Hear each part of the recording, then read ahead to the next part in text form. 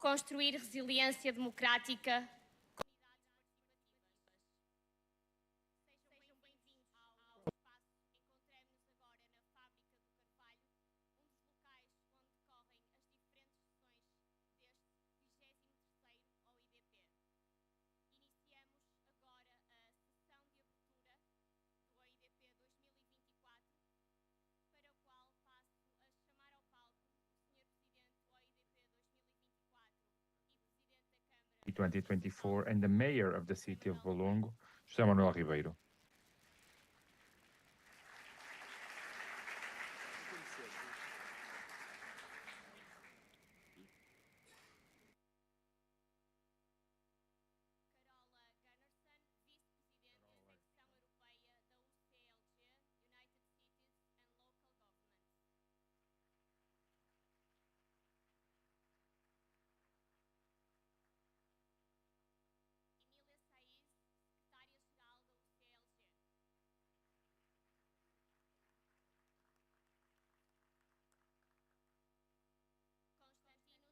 Constantinos Caucas, porta-voz temático da CEDAW para o Congresso dos Poderes Locais e Regionais.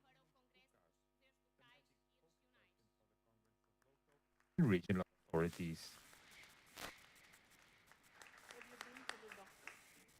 David Pontes, diretor do Jornal Público. David Pontes, the director of the Público newspaper. Cas Mude, Stanley Wade Shelton UGAF, Universidade da Cas Geórgia. Muda, from the Stanley Wade Shelton UGAF Professor of International Affairs, Georgia. Para iniciarmos então a sessão de abertura, To begin our opening session, allow me to give the floor to the Mayor of Valongo, José Manuel Ribeiro. Não sei se me estão a ouvir. É assim, não é?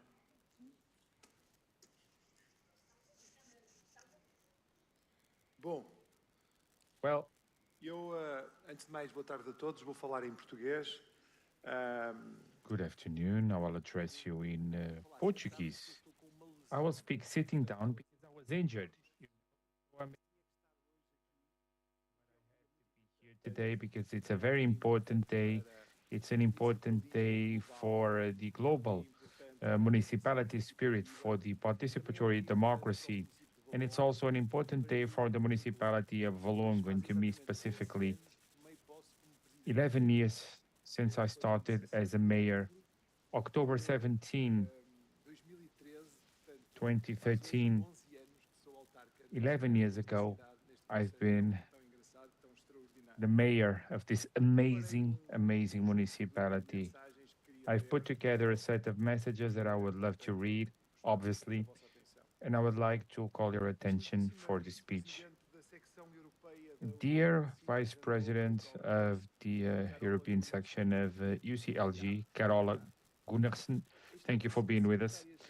Dear Secretary General of the UCLG, Emilia Saiz, my friend, thank you from the heart for being with us. Dear representative of the Congress of Local Authorities and Regional Authorities of the Council of Europe, Constantinos Caucas, thank you for being with us. Dear keynote speaker, Professor Cas Muda, thank you for being with us in Portugal, in Valongo, in the great city of Porto.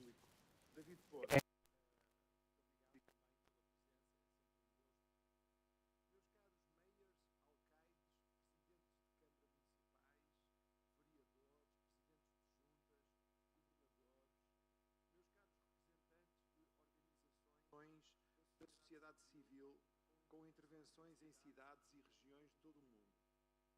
Meus caros membros de centros de investigação, académicos, estudiosos, Dear academics, dear scholars, meus queridos ativistas da liberdade, defensores dos direitos dos cidadãos. Meus caros ativistas da my dear activists of democracy, of proximity, transparency, dos cidadãos and the participation of citizens in so many countries of the world, dear guests, ladies and gentlemen, allow me a special greeting to the President of the Municipal Assembly which is the one where we have represented the entirety of the population.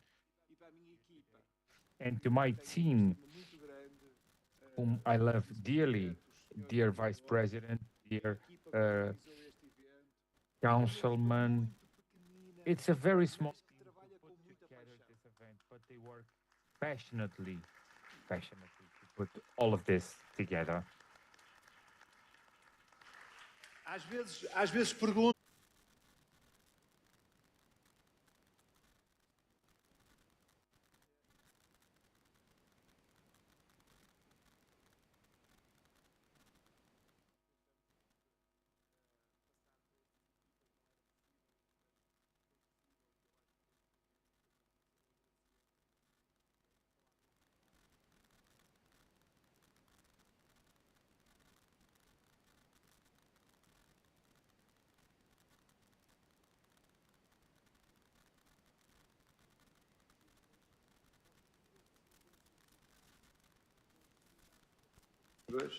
Foi concebido como resposta a dar ao sentimento difuso de mal-estar que um pouco por todo o mundo atravessa as sociedades democráticas quanto aos níveis de envolvimento cívico das comunidades e à própria legitimidade communities and to the legitimacy of political systems.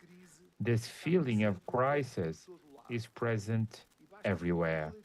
And it suffices for the electoral campaign to elect the next president of the US to remind us of it.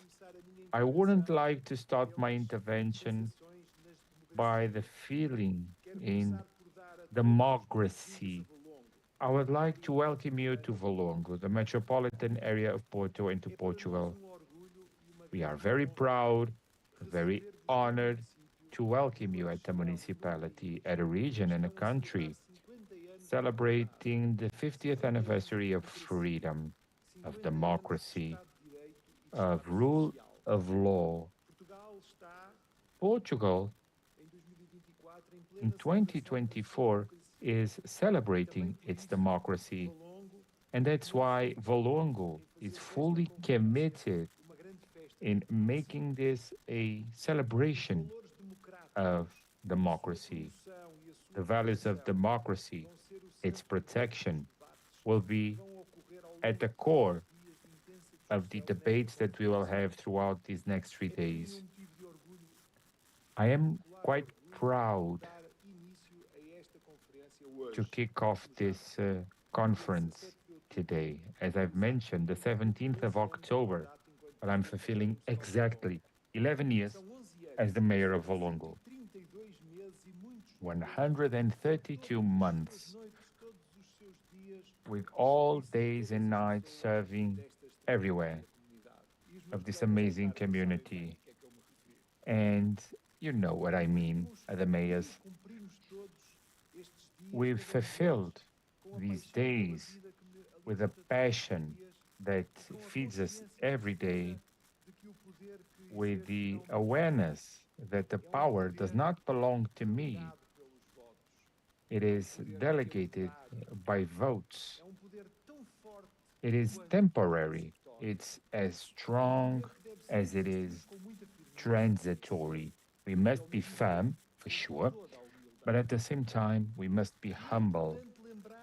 And it's important to think that when we talk about democracy, we talk about power, we talk about the human nature.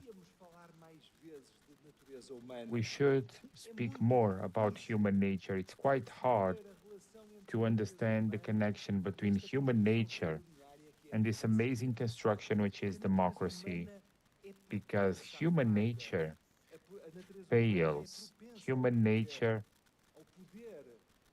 is prone to power. Human nature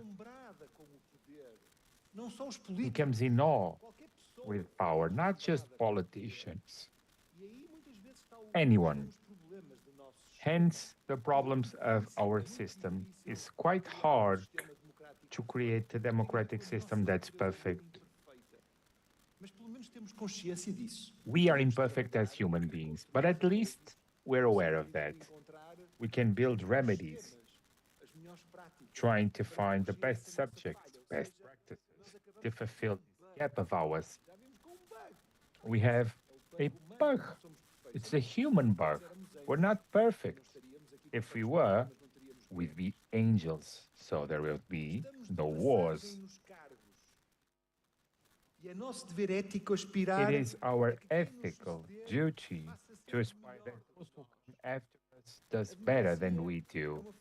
Democracy is a way of political organization in such a manner powerful that the history of humanity is unbeknownst to a society where other system in the better results, its moral results, ethical, as humanism, the rule of law, religious freedom, culture, its material results, as the level of innovation and competitivity of economies, social prosperity, the quality of infrastructures, the safety and health, unemployment, old age. Democracy is a fragile and delicate flower subject to being attacked, as authoritarian populisms show to us coming in Western democracies, making them fragile momentarily, simultaneously powerful and fragile. Democracy needs to be cultivated every day. One of the best ways to cultivate it is to promote within democracy the mechanisms of participation of citizens. Representative, participatory democracy are twin sisters. They grow with each other. They learn with and from each other. But they suffer also. If one is attacked, the other is also fragile or becomes fragile. And that brings me to this conference. The mechanisms of participatory democracy are conditions of possibility of democracies at a period where they are throughout the world under threat and populist attacks. Representative democracy be as healthy as they include, develop, and extend the participatory mechanisms of intervention of citizens. Mechanisms of participatory democracy improve the political choices. In time, they value and qualify the elements of the community. This exercise of sovereignty by the people does not put at stake the democratic legitimacy that elected politicians got through vote. It's actually the opposite. It strengthens it, and it strengthens the quality of public policies, and it's not by accident. It is because citizens bring into the debate science, knowledge based on evidence, academic methods, studying, reflection that are verified, audited, scrutinized by other citizens. This participation bases its intervention in knowledge, in science, in truth, and not disinformation or fake news. The participation of citizens must be the basis on which public policies of the future must be born. The more citizens have access to knowledge, the more freedom and resources universities and research centers provide, the better the conditions for women and men of each community and to present them to elected members. Freedom, democracy, social development can only happen when they're based on knowledge, when they're based on science, when they are based on objective facts and evidences of innovation. With these weapons, the truth, science, knowledge, the new generation of public policies must face populisms that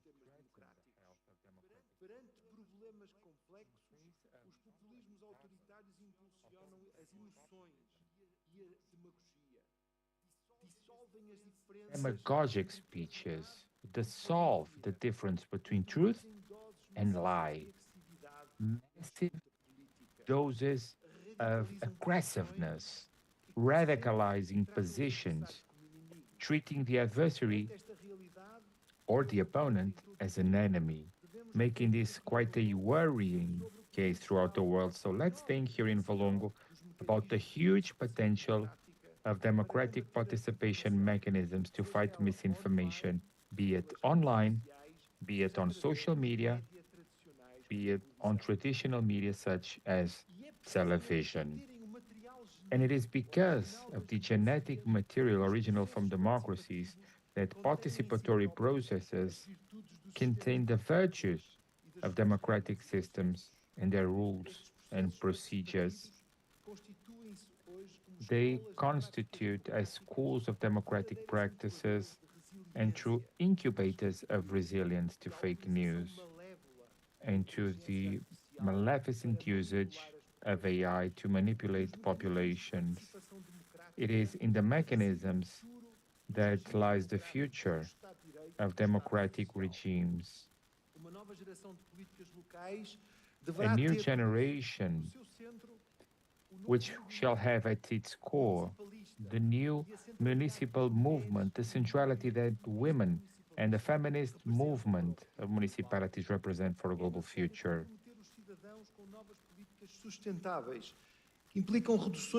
Sustainable policies, solutions for consumption, to protect the ecosystem and to promote social equity.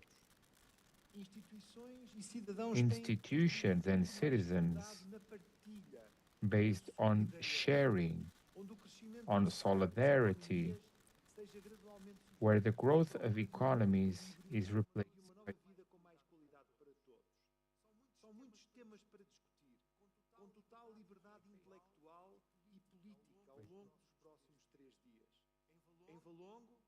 terra de liberdade e de democracia, esta grande Conferência Internacional integra o início de um ano inteiro de comemorações de 50 anos de democracia local, a democracia de proximidade. E sobre a democracia de proximidade, devo dizer, a nível local, ao nível da proximidade, onde se governa olhos nos olhos, é muito difícil vingar as fake news.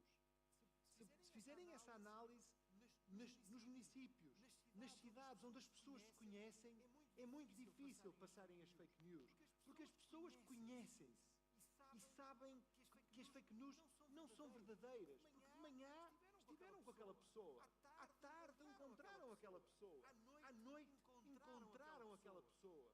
E, portanto, é na democracia de proximidade que reside uma base within that proximity para ajudar a dar força à democracia no seu todo. democracy as a whole.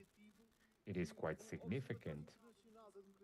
The International Observatory and all cities tenham comparecido a esta conferência, que em vez de se realizar numa grande cidade mundial, se realiza esta edição de 2024 numa grande cidade média mundial portuguesa chamada Valongo. As cidades e os municípios médios como Valongo são fundamentais em processos como o combate às alterações climáticas, ao acolhimento de populações que se deslocam dos espaços rurais, à promoção da inclusão e da justiça social, à oferta da educação e da cultura, à promoção da igualdade de oportunidades e ao bom funcionamento do elevador social. Sobre este e outros temas, todos nós, portugueses e valonguenses, temos muito a aprender com os participantes nesta conferência e com todas as discussões que vão ter lugar nos próximos 3 dias. Disponham de nós para terem à vossa disposição todos os recursos necessários a uma boa discussão e a uma frutuosa troca de argumentos. Sejam bem-vindos todos. Tenham todos uma boa conferência. Muito obrigado.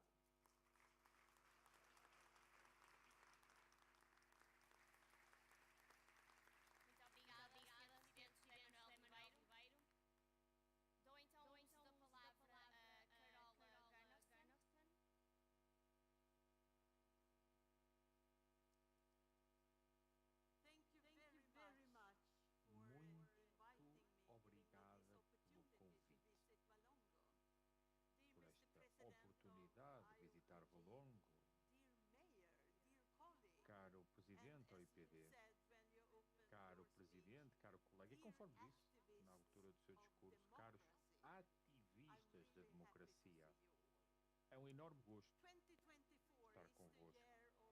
2024 é ano de eleições. Em mais de 70 países, os cidadãos encaminhar-se-ão para as urnas para votar.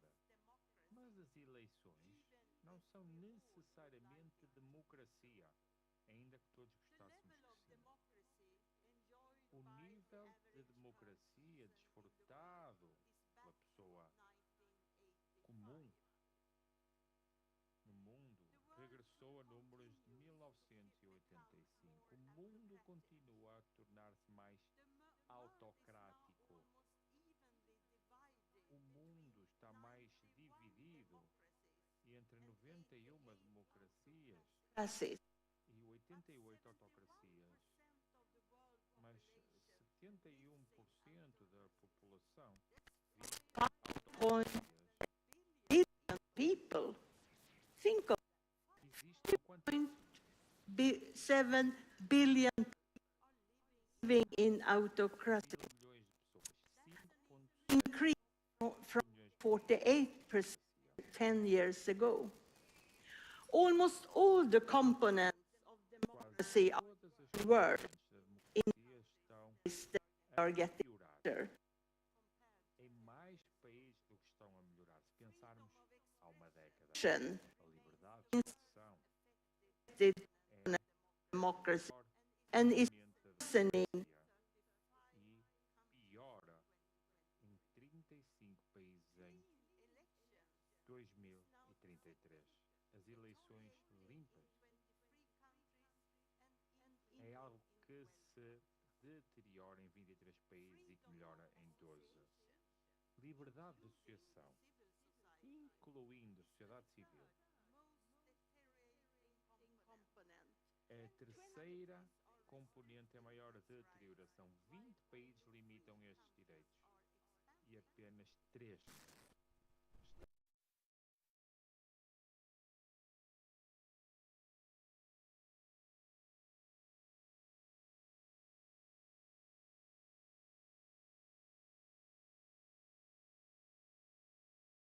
to the realization of women's political, social, and economic rights today. One aspect of this is the scale of prevailing discriminatory legislation and policies.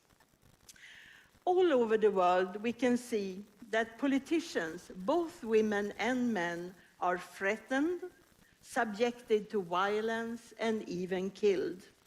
Hate speech, fake news, verbal and physical abuse are becoming part of the everyday experiences of politicians. The fact that elected officials are subjected to threats, hatred, and violence because of their political mission risks eroding the democratic system even more. This very dark and brutal picture of the situation in the world underlines even more the importance of the work we are doing on the local level in our municipalities, cities, and regions. We as local political leaders have an advantage. We are nearest to the citizens and we know their needs. We can together build a society based on democracy and trust. There are many challenges, but we have the opportunities and many of the solutions in our hands. One important part of this, or let me say crucial thing, is the involvement of the citizens and the civil society. That's the only way of creating a sustainable society. The theme of this conference is of the highest relevance in a time of challenges for democracy. I believe that without participatory democracy, we will not be able to build the democratic resilience we all need.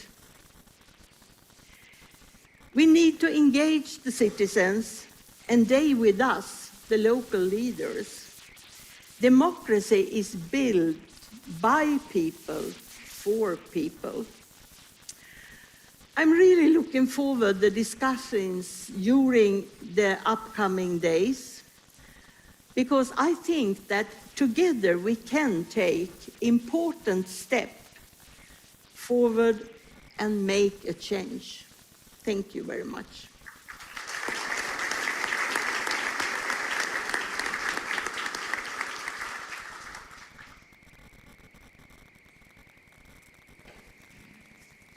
Muito obrigada, Carola. Thank you, dear Carola. Let's give the floor to Emilia Saiz. I was thinking, what do you say after that? After everything that has been said, after this not only inspiring speeches, but I would say these inspiring stories, this call to rise above ourselves, to surmount the problems that human nature provides us, to surmount the problems that the context is giving us. This is what the mayor and Carvalho is calling us to rise above that whole. And the reason why they do that is because if you are a local leader, like many of you here in this room, if you work at local and territorial level, there is simply no other option. I agree with you, Mayor, very, very much that democracy is not only important for the soul and for the social benefits that we get and for the parity that we should be getting, but it's also efficient, and we have proven that. It is efficient. If you do it well, it gives really good results. I very much agree with that. But there is also a part of the job that we need to do that consists in knowing why we have gotten to this. And in this era of transformation, it is important for a constituency like ours, the one that I represent as Secretary General of the cities and local governments, the people that I work for, you. It is our role to also analyze how did we get here? What is making people lose faith? Faith in that system that has proven to be so efficient and important. And the answer can be that for a very long time we have accepted models that have fostered inequalities. We have accepted that as well. We have accepted models that did not take into account the dignity of people, but that saw people as producing machines. We have accepted a model that did not relate well with nature, and that is also something that we have to change. And the answers from those models are given by the mayor just now. He's saying he's going for a feminist approach. And this is not only about having more women sitting in the front row, it's about much more than that. It's about a different approach to leadership and a different type of service provision.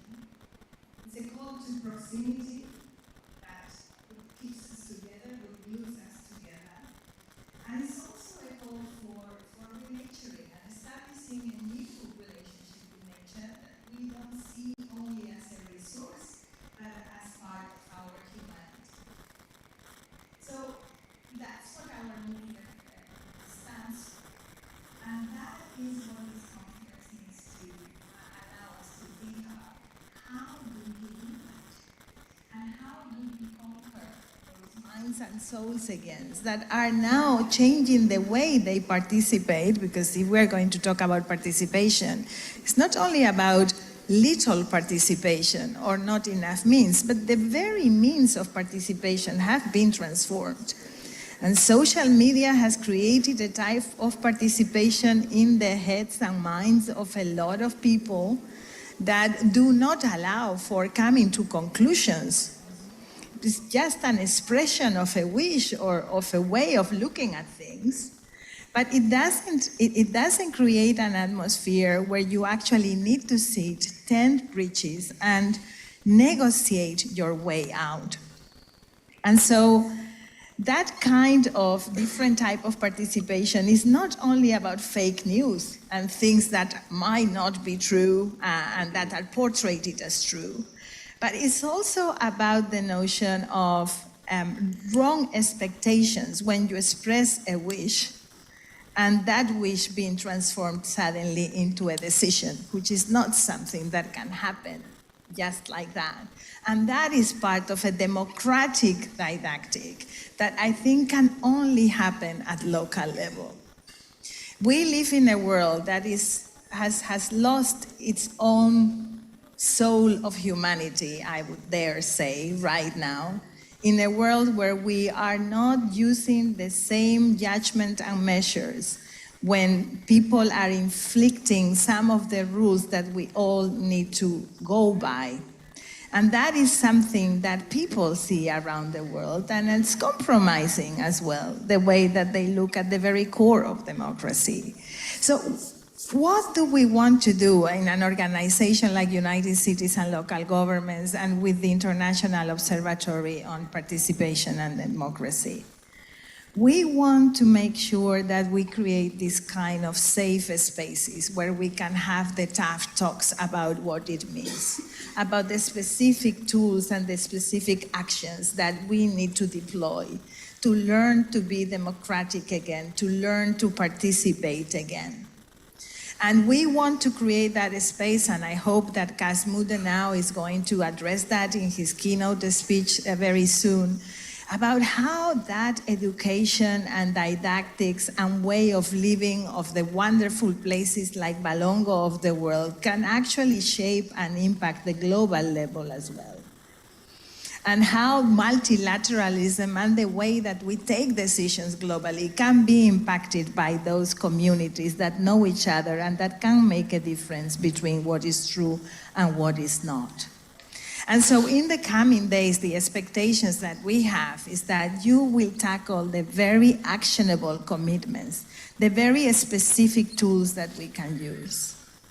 The awards winners have presented some wonderful practices, and I have been lucky enough to see there are awards winners from other years walking around, very specific things that we can implement to make that transformation. And I think that is our role as networks of local and regional governments. And that is the kind of conversation that we want to foster.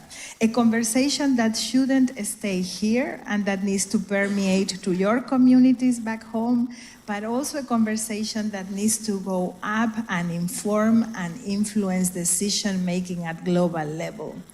Because local and global are connected in ways that it has never been before. And it is unavoidable to look at the global level if you want to be a good mayor, if you want to have a sound community. So that's why we are here. And it's also an emotional moment, and I will start finishing already. An emotional moment to be in Balongo because we have been brainstorming about these things together for a very long time. Not 11 years, but many years now, Mayor. So it is very emotional and a pity that I have to see you in your home with pain.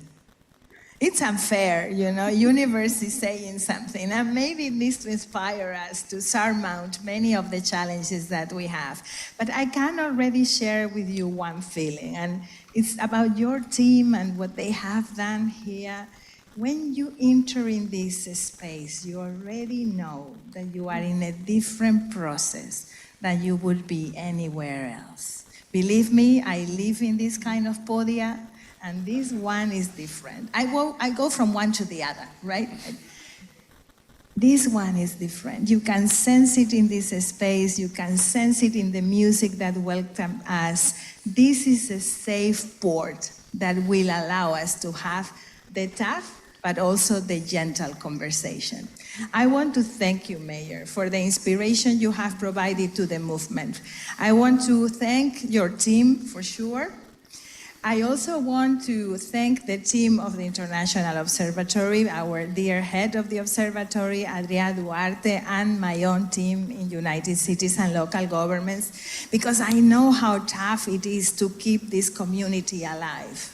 And this is the type of community that needs to feed into the movement. So thank you again for giving us this space, and thank you to all of those cities that are leaving the mark in the work that we do together. Thank you to Barcelona for putting additional efforts so that the International Observatory can exist. Thank you to Grenoble, to Rio, to Montreal, that have given a space to many of the discussions that we have had. Really, to our colleagues from Côte d'Ivoire, it is a pleasure to have worked with you and to see how your thoughts are feeding into our work. Be bold during the coming days.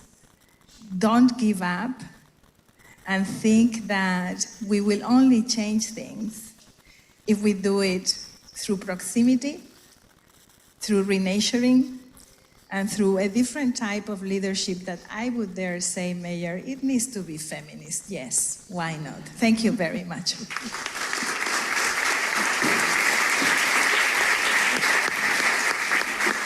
Muito obrigada, Emília.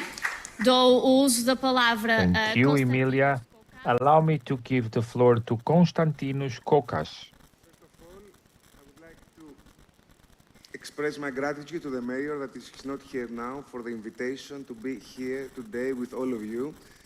Dear guests of this conference, dear people of Valongo, dear colleagues from the municipal and regional authorities. It is a unique experience also for me. I will continue your speech. It's the first time I come to this place, to this city, and I felt the same mood, as you said, at this conference.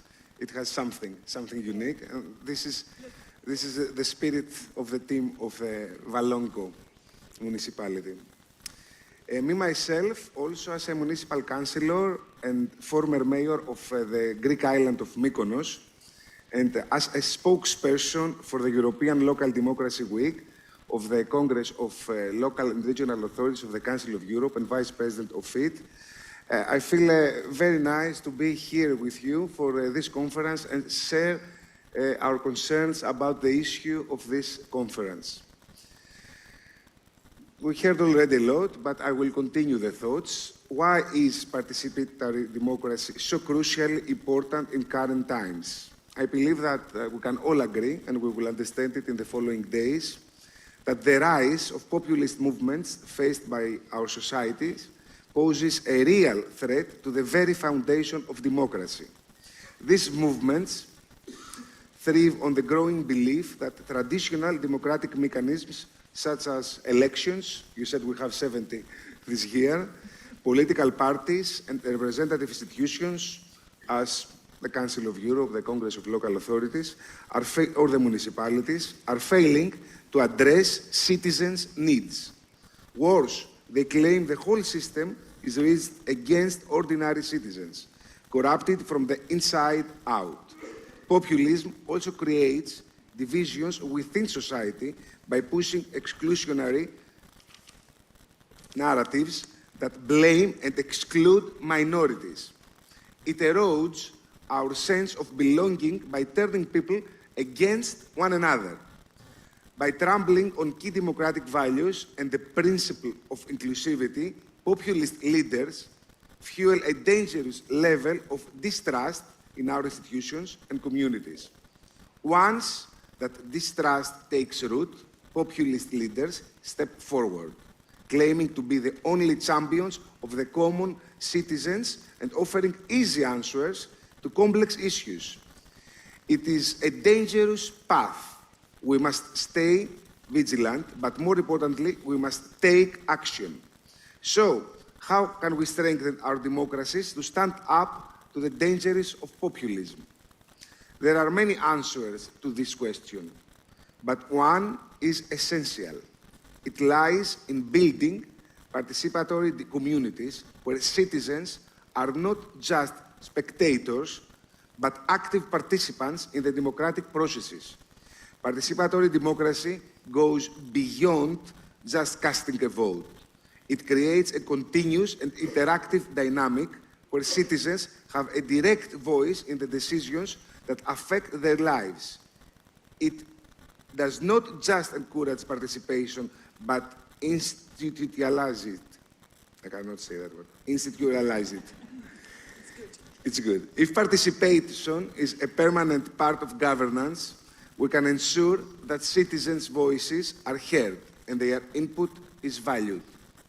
Thus, participatory democracy is a powerful antidote to populism. It gives citizens a sense of ownership in the political process, addressing the frustrations that populist leaders exploit. When people are actively involved in shaping public policies, they are less likely to feel disconnected or disfranchised and more likely to trust democratic institutions. Participatory communities also foster pluralism by creating spaces for dialogue between different groups and ensuring diverse voices are included in the policy-making process. This is where the link between participatory democracy and democratic resilience becomes clear. By institutionalizing mechanisms of participation, we do not only empower citizens, but also build a more robust, pluralistic democracy that is better equipped to withstand the threats posed by disinformation, fake news, distrust, and populist trends. When we discuss participatory democracy, we are talking about many practical ways to get citizens more actively involved in decision-making. This can include initiatives such as participatory budgeting, where community members help determine how public funds are allocated. Citizens' assemblies, which give people a space to express their concerns, deliberate on solutions, and make recommendations. Digital e-democracy platforms that make participation accessible to everyone through their electronic devices. Collaborative workshops, where residents work alongside policymakers to co-create solutions for specific challenges. Youth councils, which amplify young voices in the governance process. Only to mention some of them. One initiative that I'm especially familiar with, and one that encompasses all these practical implementations of participatory democracy, is the European Local Democracy Week. Organized by the Congress of Local and Regional Authorities, the European Local Democracy Week plays a vital role in promoting events organized by cities and regions with their citizens. It encourages local authorities, such as a municipality, to implement participatory mechanisms which give citizens the chance to engage with their local governments. Events and activities can take place through the year, with a flagship event during the week of October 15. Every year, the Congress awards the title of Partner of the European Local Democracy Week to recognize local authorities and associations which have organized the most effective activities to sustain local democracy and citizen participation through the year. The city of Valongo has been for many years, and you must be proud, the citizens of it, and it has been for many years, the city of Valongo, an active and initiative partner of the European Week. Its engagement has been acknowledged through the awarding of several titles as a partner of the European Local Democracy Week. Every year, the municipality organizes a wide range of activities. Beyond that, in 2024, as we know, Valongo has set up children's councils, offered learning opportunities on local citizenship through courses and exhibitions, organized a community clean-up along the river, and held public sessions to present the municipal youth plan. These are just a few examples of the impactful actions that have been implemented here in this very specific municipality. I would like to express my gratitude again to Valongo and to its mayor for their active involvement in the European Week of Local Democracy Week. This conference that we are here and we start now offers a great opportunity for anyone to learn more about others' experiences and best practices. And this is exactly the purpose of the European Local Democracy Week, to serve as a platform for sharing best practices, to learn from each other's successes and challenges, even failures, to help taking creative initiatives, as well as to give visibility to cities and region initiatives aimed at promoting the participation of their citizens. Coming back to the central theme of this conference, how can the participatory democracy help us counter populist threats and build democratic resilience? Let me highlight that populism thrives on division, exclusion, and a growing distrust in our democratic institutions, when participatory democracy, by contrast, offers a path toward inclusive governance. By building participatory democracy communities at the local level, we can create a more resilient democracy. After all, it is at the local level where citizens, as it said before, feel the most direct effects of political decisions. Fostering a culture of participation lays a strong foundation for democratic resilience that can extend to national and international level. Together, we can build a democracy that we can withstand the challenges of populism and upholding pluralism and inclusion. We can demonstrate that democracy, and I speak as a Greek, where it is a motherland of democracy, is not just a system of government, but a set of values that must be actively defended and promoted. I encourage each one of you, to take the lessons learned from this very conference back to your communities and continue the essential work of building democratic resilience through participation. Let's ensure that democracy remains a system of government that prioritizes the interests of citizens, safeguards their rights, and creates a future where every voice is heard. Thank you very much.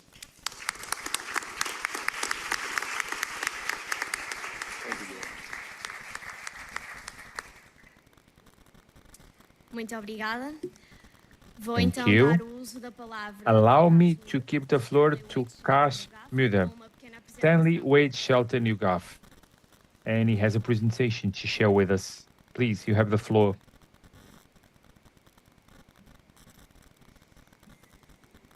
There we are. Thank you very much. Oh, there we are. Thank you very much to the mayor, but also particularly for the team, which has communicated so well with me over the last weeks, months, I must say, actually organizing this. We have talked quite a lot about, or at least the previous speakers have talked quite a lot about the democratic resilience as well as the participatory communities. I'm going to focus a little bit more on the populist threats to explain the key threat today as well as how significant it is, and then speak at a more abstract level about what we can do. To me, however, it is very important that we understand what we are facing. So the idea is that democracy is in crisis. It's an omnipresent narrative, both in academic and public debates. Has even led to some international bestsellers, like How Democracies Die. It's actually an excellent book, strongly recommended. Book like On Tyranny, which thinks that the best way to survive today is by learning languages. From the 1930s, which I think is well overstated. But whether or not democracy dies or is eroding, what is the common term, depends a little bit on your perspective. Both on your terminology and the time period. So if you look at electoral democracies, which are democracies in the most narrow sense, where popular sovereignty and majority rule are combined. So here democracy is by and large that people elect their leaders by majority. We had 16 in the 1920s across the globe, 30 in 1960, 85 in 2000, and 91 in 2023. So at the basic level, democracy is still growing. But if we focus more specifically on liberal democracies, which combine popular sovereignty and majority rule, but extend that with rule of law, with minority rights, with separations of powers, and of course with the independence of media and judiciary, we see a little bit different development. We see a growth from 1927, 1960, 17, 2039, to a fallback in 2023 to 2032, right? So there are two things to take away from this. First of all, democracy as such, both as an idea and as a regime, is actually still growing. However, liberal democracy, which combines majority rule and minority rights, and which is the type of system that we generally understand democracy, the term, to mean, is much less common and is indeed in trouble in the 21st century.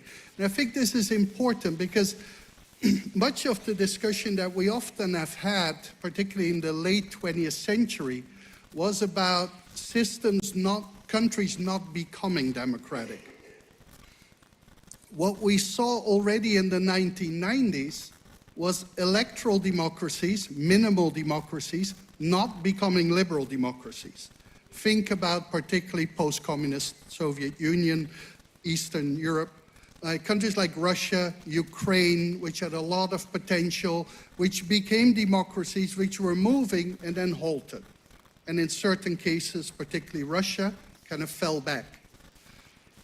What is perhaps unique to the 21st century is that we're now talking about democracy in crisis in countries that we believed were safe, like countries that were liberal democratic with their own struggles, but still at very high levels, which are now being challenged by populism or the far right.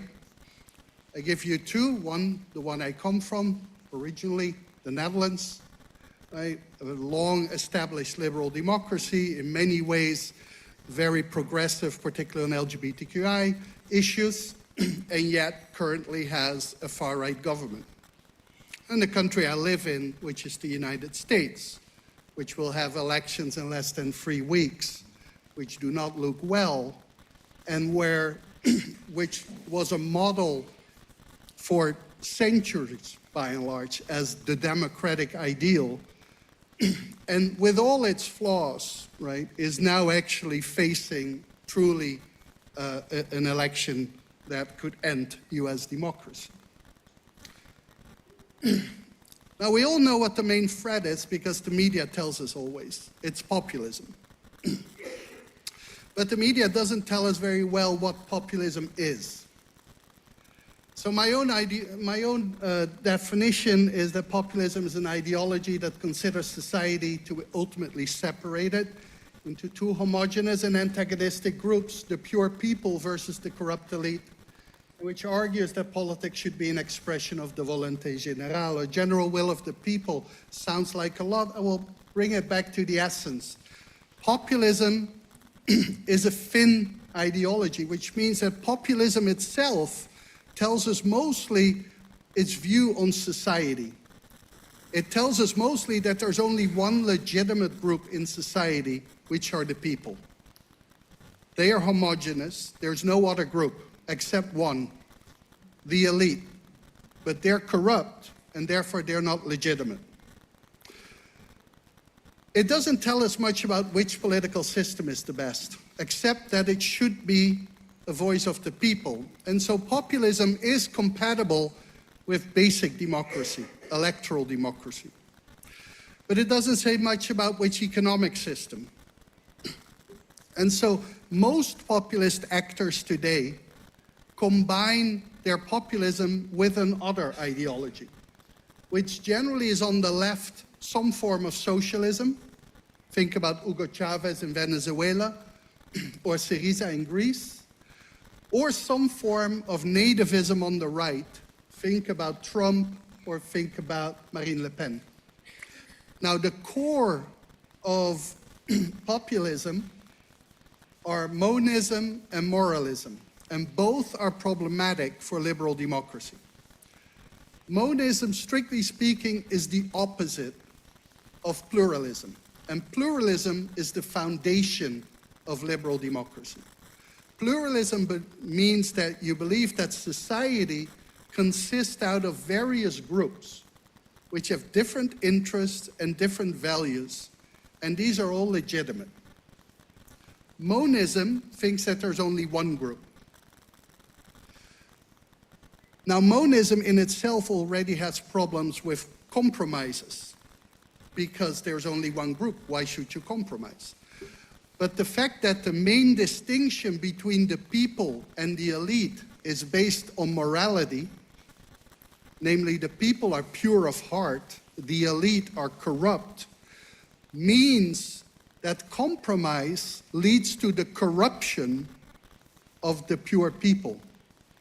And so populism is fundamentally against compromising, which is the essence of a liberal democratic system. Now, there are various reasons why populism is where it is today. At a very abstract level, I have referenced populism as an illiberal democratic response to undemocratic liberalism, which is not just a play of words, there's actually a meaning to it. First of all, as I argued, populism in itself is democratic in the sense that it believes in popular sovereignty and majority rule, or at least claims to. It is illiberal democratic because it doesn't believe in minority rights. It doesn't believe in separation of powers, doesn't believe in rule of law. It responds to both a situation and a feeling that we're currently in a period of undemocratic liberalism. And when we think about liberalism, we think first of all about economics, neoliberalism, but also a more cultural level of liberalism. The idea that there are certain rights and there's politics is outside of the democratic arena. Let me give two examples. First of all, in neoliberalism, many core services have been privatized. As a consequence, they're outside of the purview of the state, but that also means they're outside of the democratic arena. Right? I give an example that lays close to my heart as a Dutch person, certainly not as an American citizen, but public transport. Right? Within the EU, as an example, public transport has been privatized in many countries, which means that the logic, which initially was to connect everyone, has now become a market logic. And the logic is efficiency. So what happens, those lines that are not cost effective are being closed or reduced. This is, of course, predominantly rural areas where there are fewer people. But this does two things. First of all, in reality, it disconnects people from the center, from jobs, from cultural events, from medical facilities, etc. But also psychologically, it tells them you're not that important. Now, once you bring that up as a citizen and say, look, they just cut the bus line, or they reduced the number of trains, the politician will say, well, but that's a company. Right? We cannot intervene there. It's a private company. But for most citizens, they think, no, that is a state task. The state should take care of it. But it's the state that gave that away, right? A second one is the death penalty. In many countries, the death penalty has been deleted, has been abolished. And now, when there is a debate about the death penalty, politicians will say, oh, we can't do that, because if we do that, we can't be a part of the Council of Europe or of the European Union. Now, my argument is not for the reintroduction of the death penalty. My point is that the death penalty is a political issue. Yes, it is partly legal, but we have decided as a community, as a society, to abolish it. Politicians should defend that, not by saying, out of our hands, this is up to the judges, but saying, for moral reasons, we are opposed to the death penalty. And so many of these decisions, the neoliberal and the cultural liberal decisions, were taken in a very narrow way democratically, namely by democratically elected politicians. But they were often not taken after a democratic debate. Most of the time, these issues were never discussed before elections. You couldn't vote on it. You voted for a party that then decided to privatize public transport or to move certain responsibilities to Europe.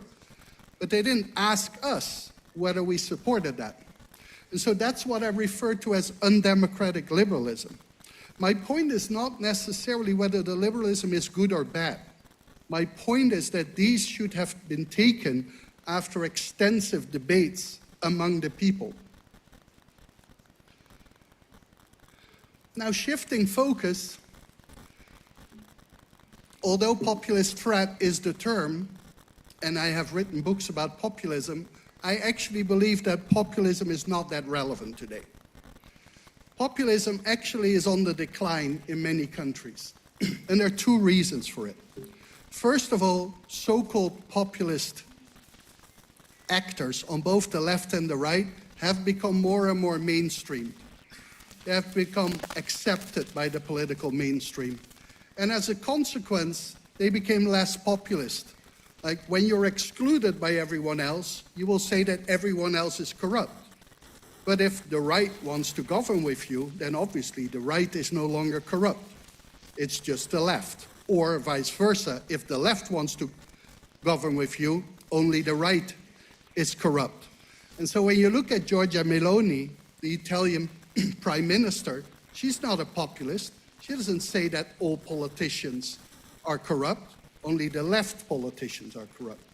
Similarly, Podemos, which governs with the center-left, doesn't say that PSOE is corrupt.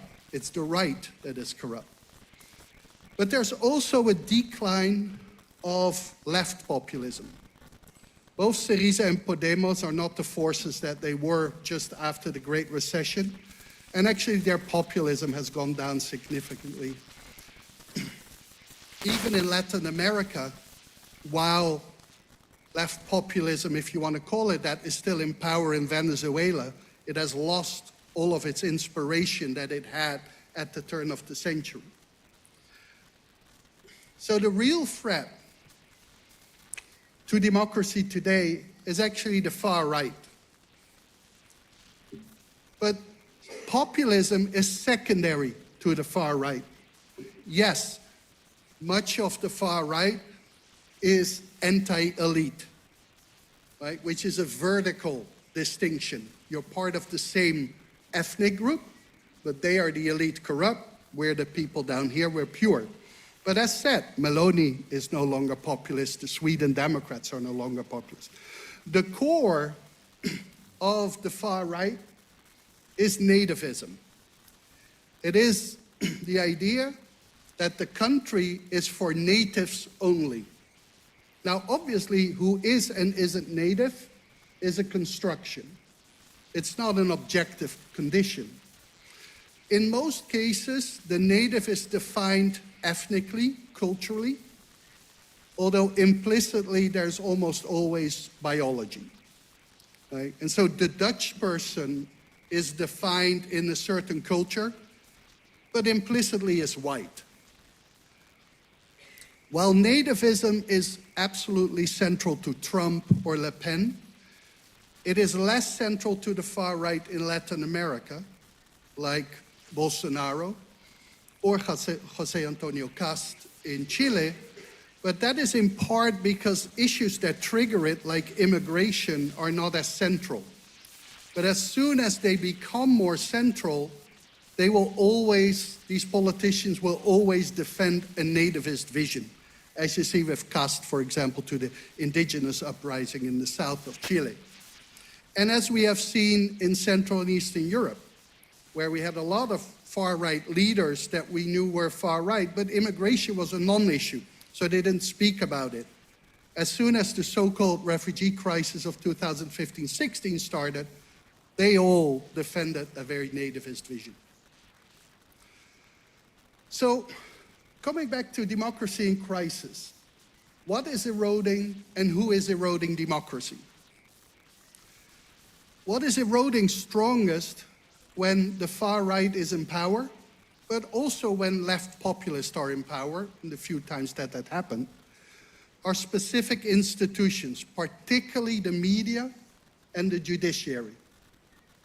Independent media are a major concern of populists and the far right, and they don't censor often in the old ways of the Soviet Union. They do it much more in a neoliberal type way, where it's all about money.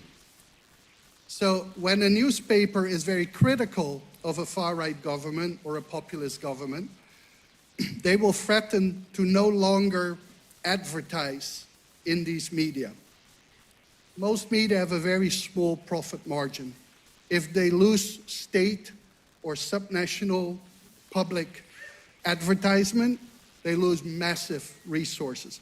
If that doesn't work, then these leaders will say to companies that still are advertising in these newspapers, if you continue to advertise in that newspaper, we won't give you state contracts. Easy choice for most companies, right? And if that all doesn't work, you just have one of your cronies buy the newspaper.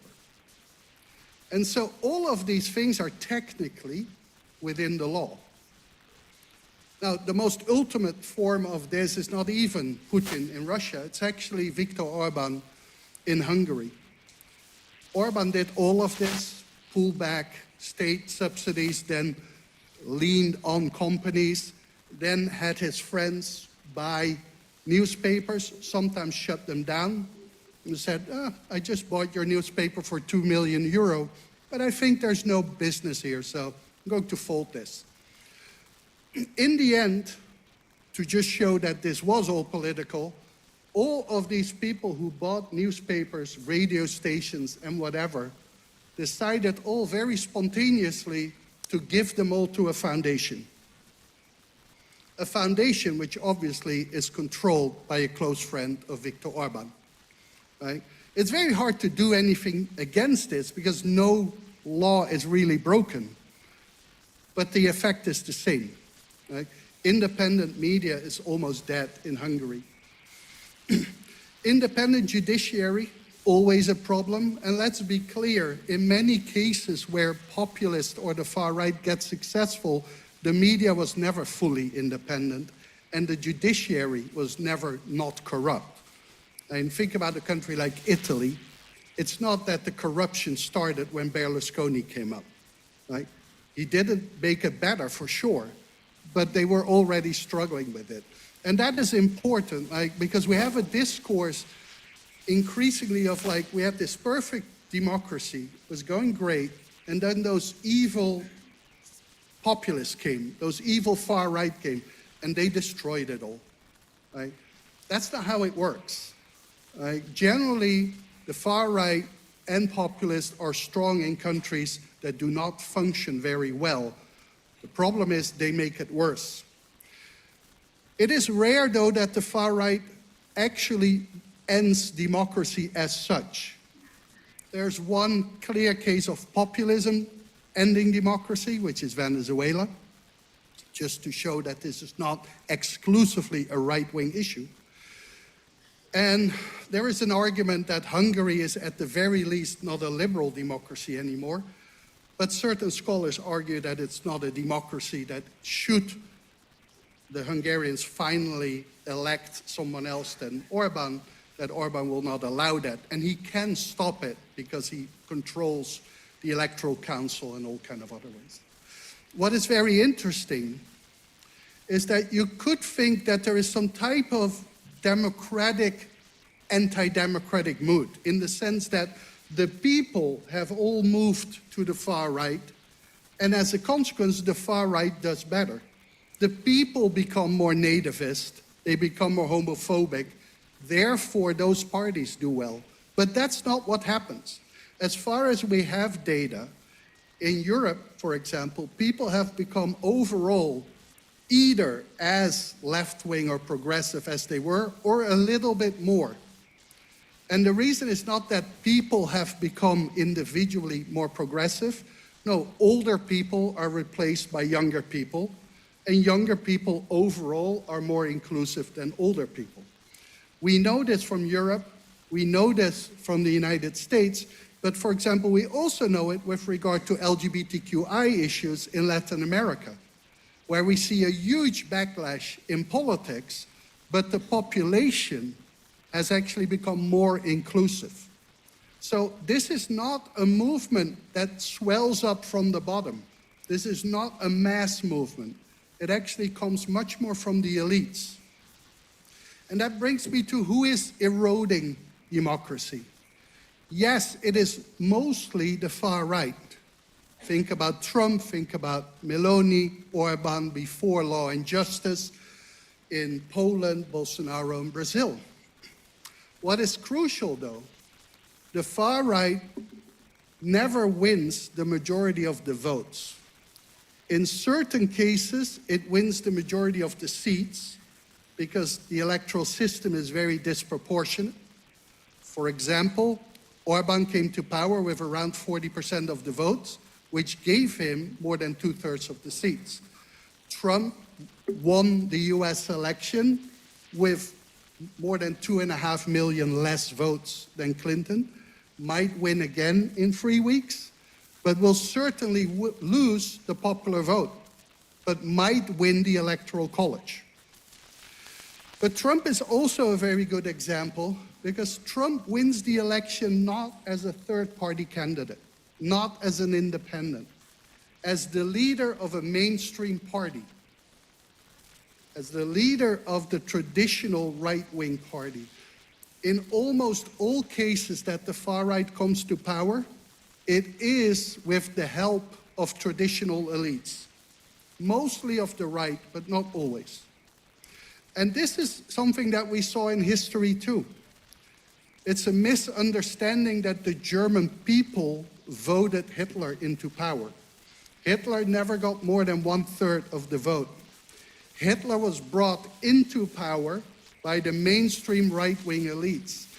It is the collaboration of forces that claim to be liberal democratic with the far right that threatens contemporary democracies. It's not all bad, although, to be honest, as a Dutch person living in the US, it is pretty bad. I think one of the reasons why today looks so bad is because we have higher expectations of what a democracy is. And so one of the things I have when I teach my students, who are all very busy, particularly with LGBTQI rights, is they will say, well, this party is against transgender rights, so they are undemocratic. Now that might be true, like depending on your definition, but if that is true, we have never had a democratic regime in world history, right? We now find, for example, gay rights or gender equality as absolutely essential to democracy, and I would argue they are. But let's face it, if we just talk about women's right to vote, our oldest democracy, right, is barely 100 years old. Right? So one of the reasons why we are, I think, so critical is because we have much higher expectations than we had. Right? Some on the left now look back at the 60s and say, oh, that was beautiful. Fantastic welfare state, everyone was included. They weren't. Even in a country like the Netherlands, Sweden, or Germany, the welfare state was largely based on a heteronormative family where the men worked, right? And where people, guest workers, were brought to lift up the white working class, right? And so while this doesn't take away the fact that that model, the welfare state itself, was a good model, or as a social democrat, the idea behind it was certainly not as inclusive as we now expect, right? And so in part, we do worse because we expect more. My argument is not that we should expect less. We should look more critical to the periods before. The second is, as I said, this is not a mass movement. This is not the silent majority, as they often present themselves. This is actually the loud minority. And this is in part because the people who shout the most are actually people who have a lot of access to power, including the media.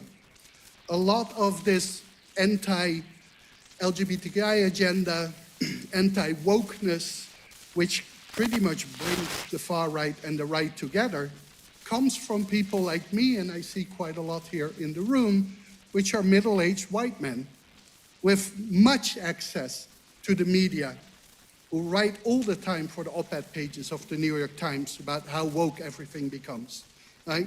They're still not the voice of the majority. What we see is actually a lot of support for gender equality. There is frustration with immigration, but that is also in part because politics and the media are obsessed with immigration. We have very solid research that shows the more immigration is discussed in the media, the more important people find it. However, the same applies to climate change. It's just that we don't talk so much about climate change. So what are the solutions? The first one sounds trivial, but it is not. It is absolutely crucial that politicians, journalists, and everyone who is an activist for liberal democracy understands what liberal democracy is. Liberal democracy is a very uncomfortable compromise between democracy, majority rules, simply stated, and liberalism, minority rights. There is no golden combination of these two. Majority rule and minority rights will always, about certain issues, collide. It's not a system that can provide something that is good in the same measure for everyone all the time. Not even world peace is good for everyone. An arms dealer is not profiting from it, right? So it is a complex system. Yes, we can say populists provide simple answers, but many Democrats do the same. I remember a campaign of the Social Democrats in the Netherlands where the slogan was work, work, work, as if that would end all problems, right? And so often the argument, oh, but we can't really be, we can't acknowledge the complexity because populists have these simple answers and the people will follow them. If you have so little trust in the people, you should not be a Democrat. It makes no sense to build a system on a group of people you don't trust. I strongly believe that people will accept complexity if you provide them with a good story. Story should have two elements. First, we should repoliticize politics. What do I mean? Let's go back to the public transport story. Public transport should not be in the market domain. Should be done by states. The logic of public transport should not be to make money. It should be to connect people. The same for hospitals. The same for all kind of decisions. The key thing is that we should empower people. People should have, like, you can have elections, we can talk with each other endlessly about what we should do, but if people don't have the possibility to vote on something, then it doesn't matter. A lot of things today are outside of the democratic arena in many states. This is also related to the second thing. Even if it is in the political arena, if there is no choice between visions, it doesn't matter how you vote. For a long time in the 80s and 90s, for example, in Europe, neither immigration nor European integration were truly on the agenda, because all parties either decided not to talk about it in immigration or were positive without much vision in European integration. So if you have a different vision, you can't go anywhere. Re-idealizing politics also is crucial for the time that we're in. We're in the 21st century, which so far has been a century of crises. 9/11 and global terrorism, the Great Recession, here the alleged immigration crisis, then we had COVID, now we have Russia, Ukraine. So far, the 21st century has been a century of less rather than more.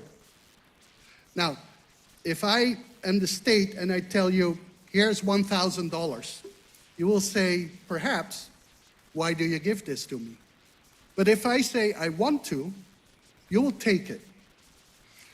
But now I'm the state and I say, I want $1,000 from you. You will certainly ask me again, why do you want it? But this time, if I say, because I want to, you will not be happy. You want the story. You want to know, why do you get less or pay more?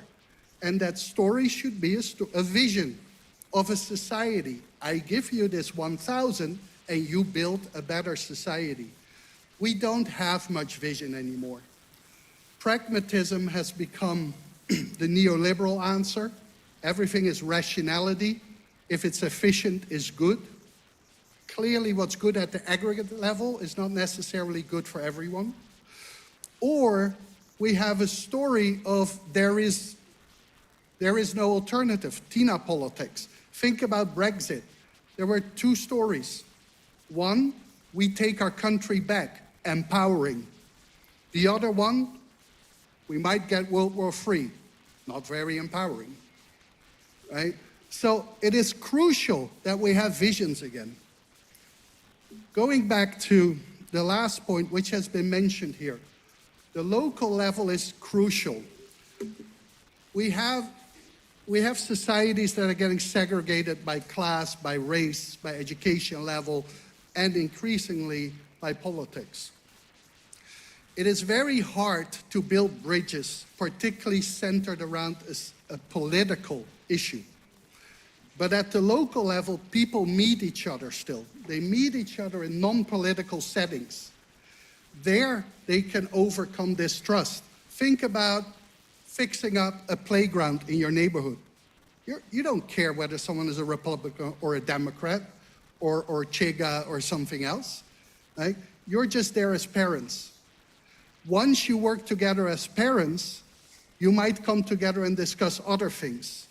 Like that type of coming together can mostly be done at the local level rather than at a national level, which is why democratic resilience should happen from the bottom up. Thank you very much.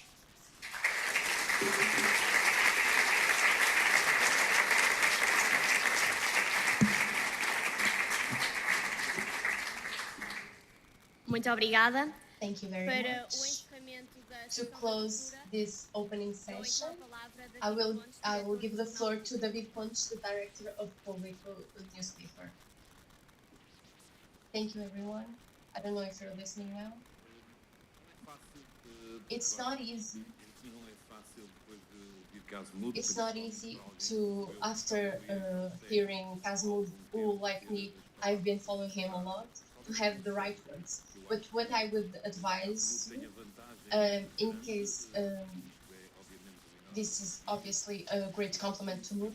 If you're able to study his sense, and we have been, we have not been having a lot of knowledge like fake news. And when it comes to sense, I think it's really worth it if we have time to look at what Mud said and to look at some definitions and take them to our own things, our national panorama. What we face, sometimes we don't ask these essential questions. And for example, when we talk about national states, we will look at it a little bit different. When it comes to the criticism done, the positions that are taken, for example, when we look at the national budget, if we look at the liberalism paradigm versus that little dust of salt and pepper of ideology that we need to use if we want to live in a society that everything is efficiency. And if we go back once again, and I will do it perhaps, and if we look at this communication in light of what is ours, we don't need to go to Trump or go to Giorgia Meloni. We should look at what is happening in Portugal in light of what Mod said. Not even if it's to disagree with him, we don't always have to agree, but we should look certainly and think in a different way of what we used to.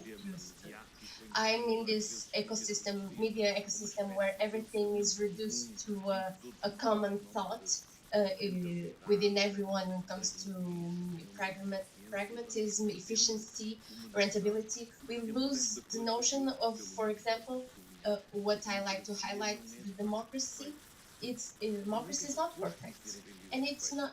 We weren't supposed to buy the perfect democracy. When you talk about the taxi person, they say, "Oh, this is not democracy." And we try to explain, no, that is democracy. Discussion is the essence of democracy. Having different opinions is the essence of democracy.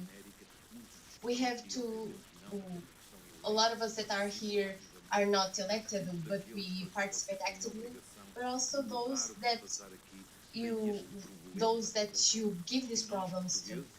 Us Portuguese people, it is for our guests, we almost had 50 years of fast where everything was supposed to be calm. There was no crime. There was no crime because it wasn't published, or pedophilia, it was hidden. And right now, 50 years after that, we're trying to surpass a lot of the limitations that 50 years of a regime where the silence was more important than the voice. We're trying to figure it out. Even if it looks far away, we're still trying to get over it because it's ingrained in our way of life.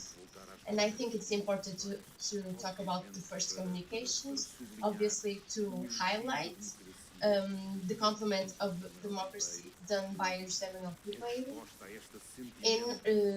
in response to this crisis, this feeling of crisis, that tells us that it happens, but we have an obligation. There's a sentence that I have read before and is cited here once again. I use it in my newspaper.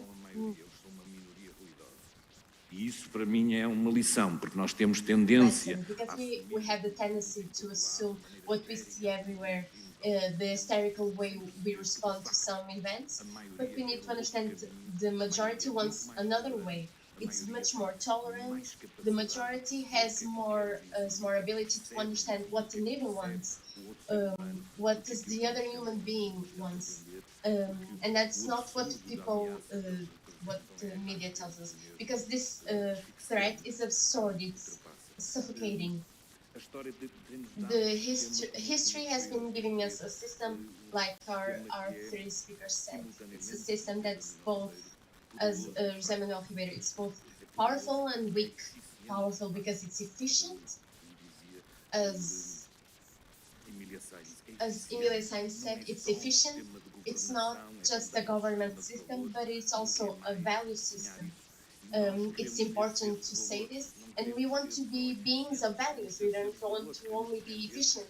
We want to defend better things, and things have been better. I believe that some of us, we adhere more easily to bad news and we forget to look at the long way that when it comes to the gender question.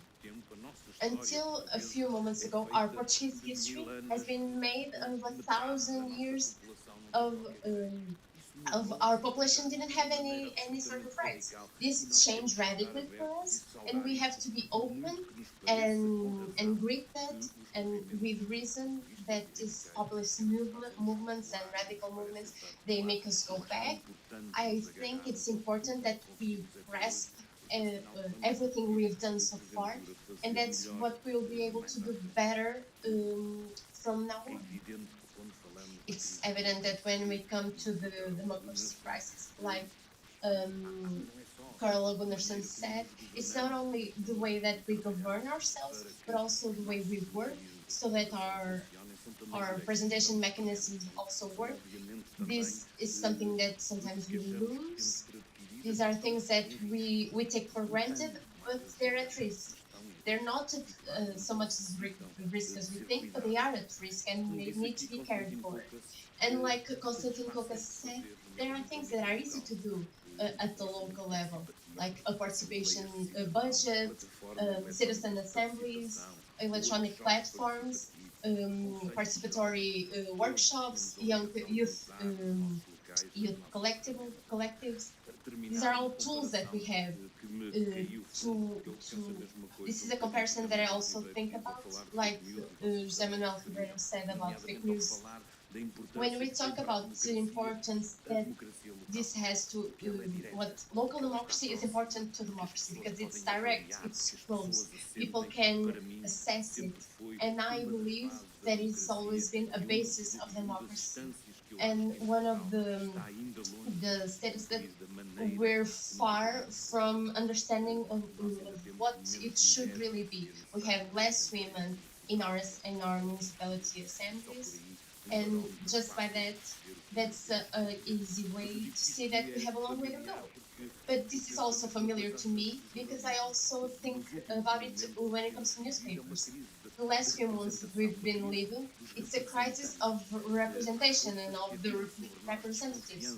There are people don't believe in us, and obviously that's not fair.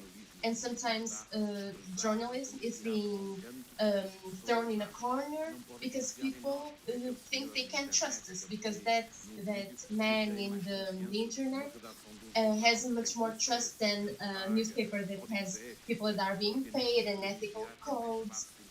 It's much easier to look at that space and think it's friendly and trustworthy.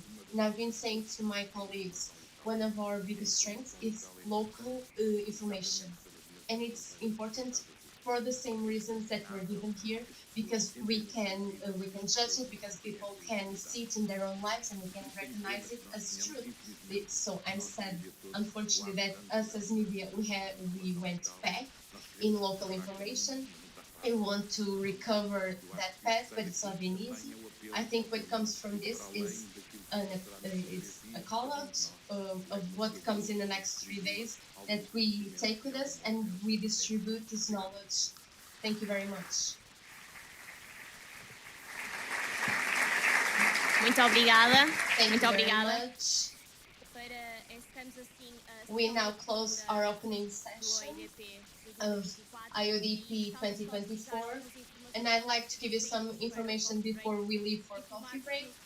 I'd like to tell you that in our website and in the bag that you were given, you can find the schedule with the 3-day panel. I'd also like to inform you that the sessions are going on in 3 different locations. The building where we're at, that is Fabrica do Carvalho, in space number 2, Sala das Artes, and space number 3, Oficina da Requeita e Biscoito. The path to these buildings is given in the where you can check in Valongo with a green circle on the floor. The sessions in these different places where you're subscribed, you should go we should go with time so you can see the sessions in full. At the beginning of each session, we will give a translation device where you should give them back at the end of the session. You cannot change spaces with that device, so I'd like you to have this in consideration. The main meals will be given where we are right now, Fabrica Carvalho, and in all other places there will be time for coffee break. We ask all of you that you go with our times. I know we're running a bit late, so I ask you that we shorten the coffee break to 15 minutes. So we will come back in 15 minutes. See you soon. Thank you very much.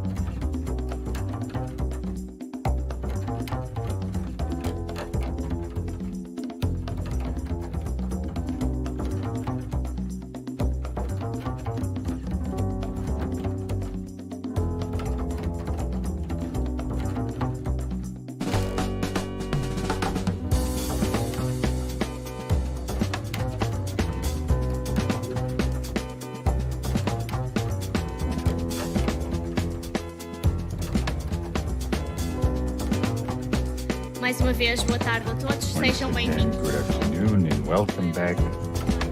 We are recovering this work afternoon with the subject of the World Forum of Intermediary Cities, bringing back trust to empower European intermediary cities.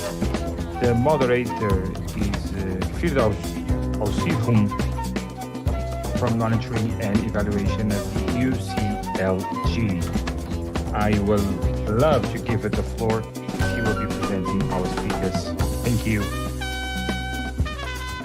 This session.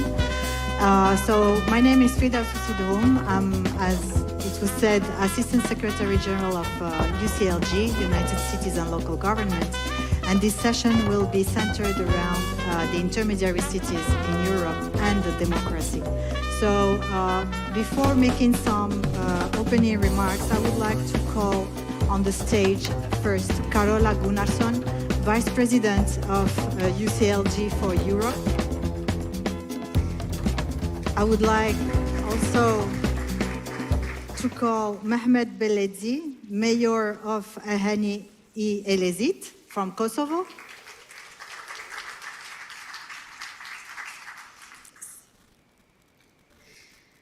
I would like to call Anna Johansdottir from Reykjavik, Iceland. She's here. And I would like to call Felix Bonn, Head of Participatory Democracy, Cities of Dudelange in Luxembourg.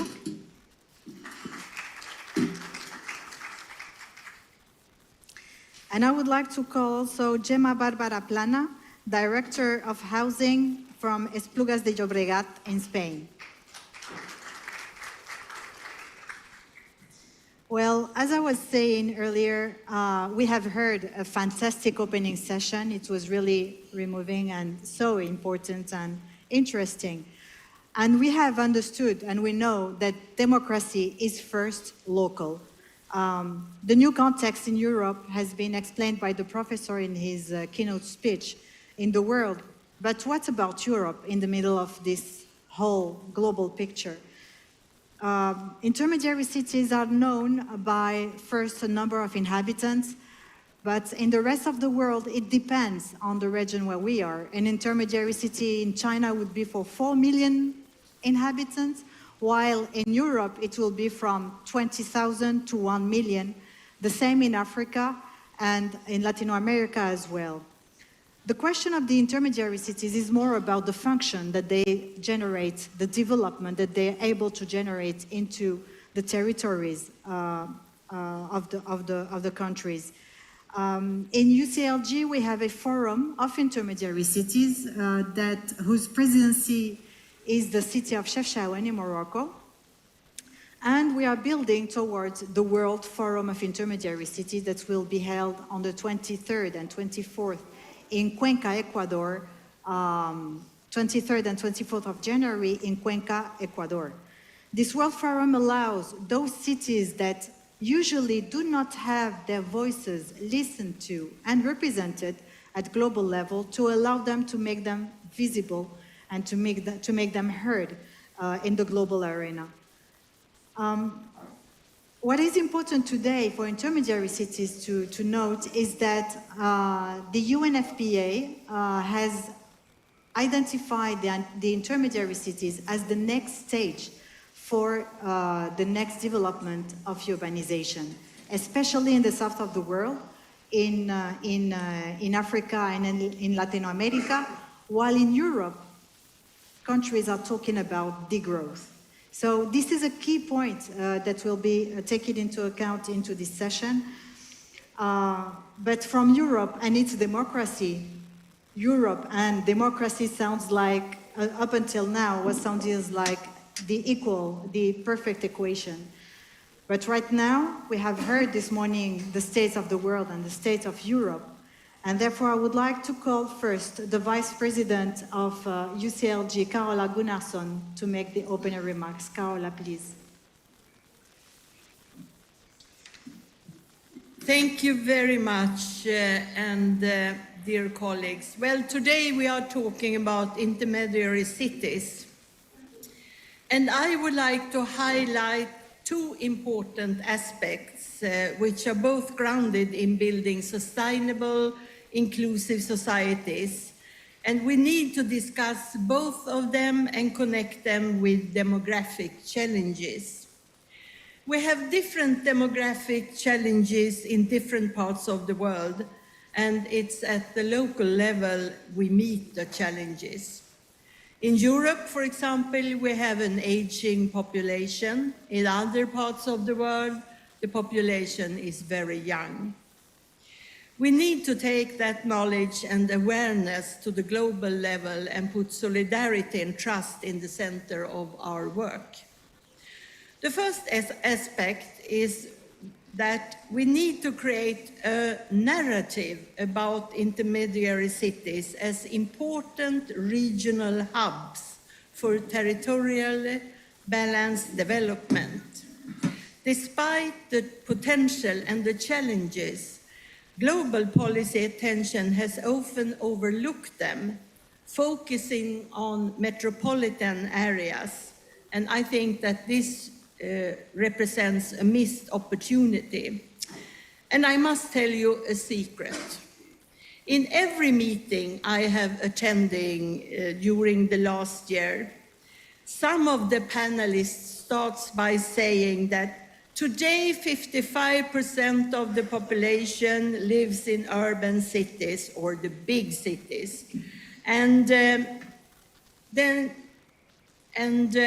within 2050, it will be 70% living in the urban cities, in the big cities. And at the same time they say this, they leave the rest of the population behind. And I must say that this makes me so very frustrated, because it isn't a law of nature that the urban cities are growing.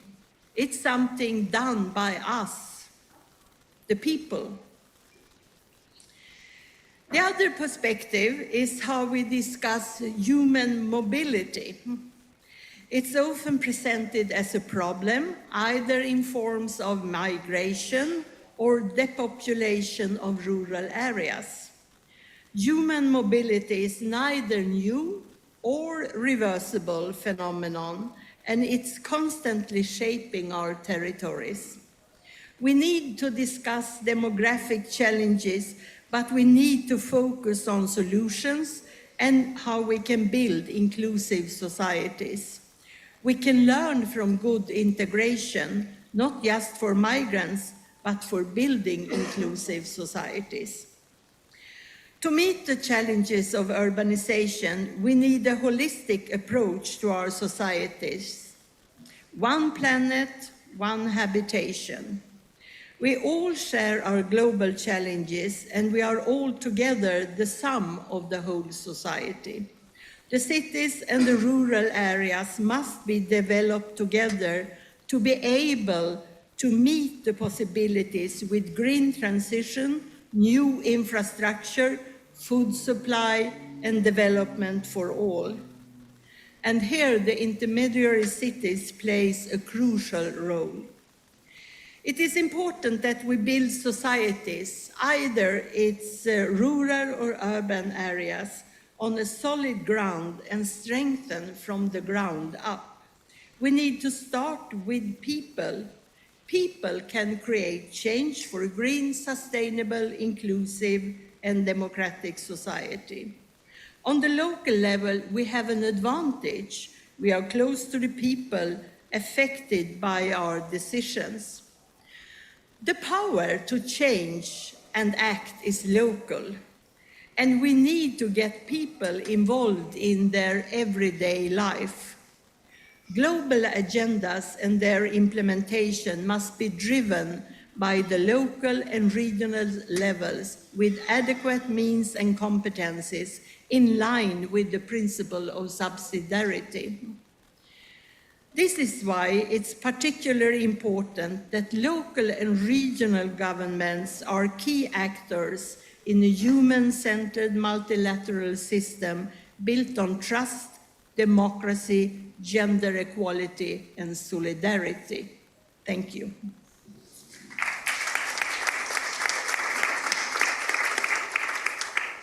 Thank you, Vice President. Indeed, the next question would be to say, what is the place and role of intermediary cities into this multilateral governance system. But also we are pushing, especially for the question of the climate policies around the world, for the whole of governance approach. And there also it relates to the same question of the place and role of intermediary cities.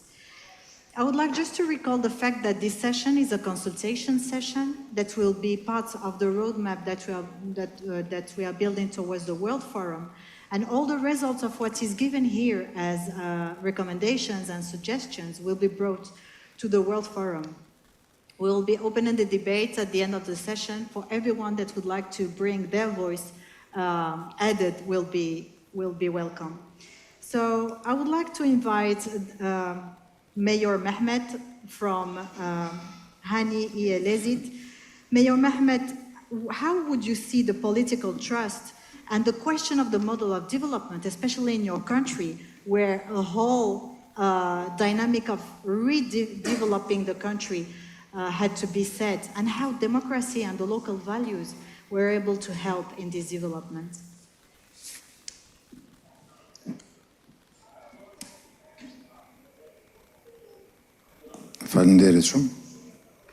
Thank you very much. Para kërkoj falje që nuk e flas gjuhën angleze, megjithëse e kuptoj, por nuk mund ta flas. I'm sorry that I can speak in English. Sigurisht do të jetë pak e komplikuar, por do të mundohem të paraqes sfidat me të cilat ne ballafaqohem në zhvillimin e demokracisë lokale në komunën të cilën unë vi.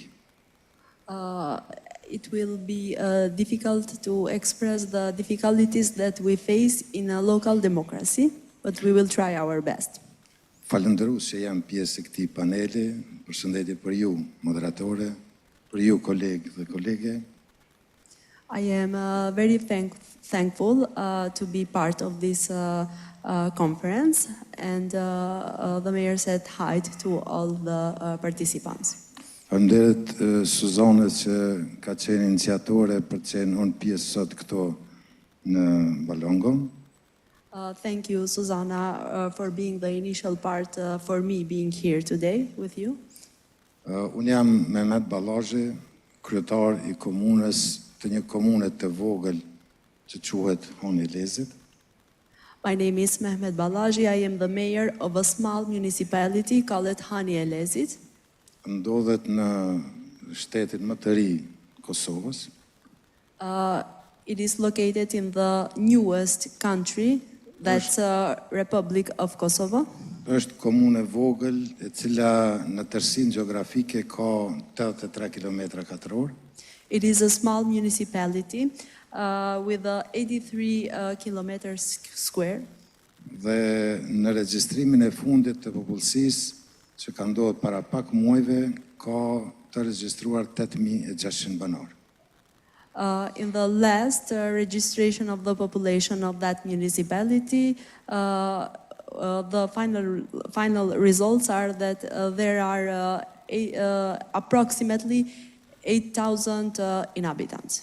Si rezultat i zgjedhjeve të vitit 2021, kam ardhur si kryetar komune në një përqindje mbi 51% të votuesve. In the election of the 2021, I have won the elections with over 51% of the votes. Në temën se çka e shtyn demokracinë të vënë në dyshim bazën e saj të respektimit të ideve dhe diversitetit. The led democracy to question its basics of respect for ideas and diversity. Unë mendoj që është besimi politik. I think that it's the political trust and faith. E cili do të ketë vullnet e para. First of all, there should be courage dhe guxim and will për të rritur shpresën reale për një të ardhme të sigurt për shoqërinë. So there should be will and courage to increase the hope for safer future for the society. Për shembull, pavarësisht fitores mbi 51% të votuesve. For example, regardless of the election won with over 51%, Unë kam anashkaluar këtë drejtë ekskluzive politike I overlook this exclusivity për të përzgjedhur ekipin tim nga partia që vi unë, që I takoj unë. to choose or to select the team with the political determination of the winning party. Ky besim dhe ky guxim për të zgjedhur një ekip qeverisës që përbëhet prej 9 drejtorive, This will and this courage to choose a team, ka qenë që t'i plotësoj disa kriteri për ta zhvilluar demokracinë lokale. It was to fulfill some of the criteria to build this team. Përzgjedhja e të rinjve, pra moshës, One of those criteria is choosing a young team by the age. pastaj ajo që tek ne në përgjithësi është si praktik politike, Some aspects that are political practices. që zakonisht përzgjedhen ekipi sipas politikave partioke. Unë e kam bërë të kundërtën. In our country, it's very common to choose the team by the determination of the political winning party, but our mayor did the different thing from the others. Dhe kam bërë një përzgjedhje të përfaqësuesve politik të partive të tjera, He chose a team that are from other political parties, gjithmonë duke patur parasysh edhe përfshirjen gjeografike të komunës, including here political aspects and political and geographical aspects. Gjenia apo barazia gjinore që unë e kam të kaluar pjesëmarrjen e grave në vendimmarrje, Gender equality in directories that the mayor has overpassed the gender equality. që ndoshta nuk është praktik tek ne përzgjedhja e gjinisë femrore, që është vetëm sa një kuotë. Unë kam bërë përtej kuotës që përfshin diku 60% të gjinisë femrore në qeverisjen time lokale. Involving more women in directories, it's not very common in our countries, but the mayor did that. Not only 50% of the women are director of the directories, but he overpassed. Out of 9 directories, 5 of them are managed by women.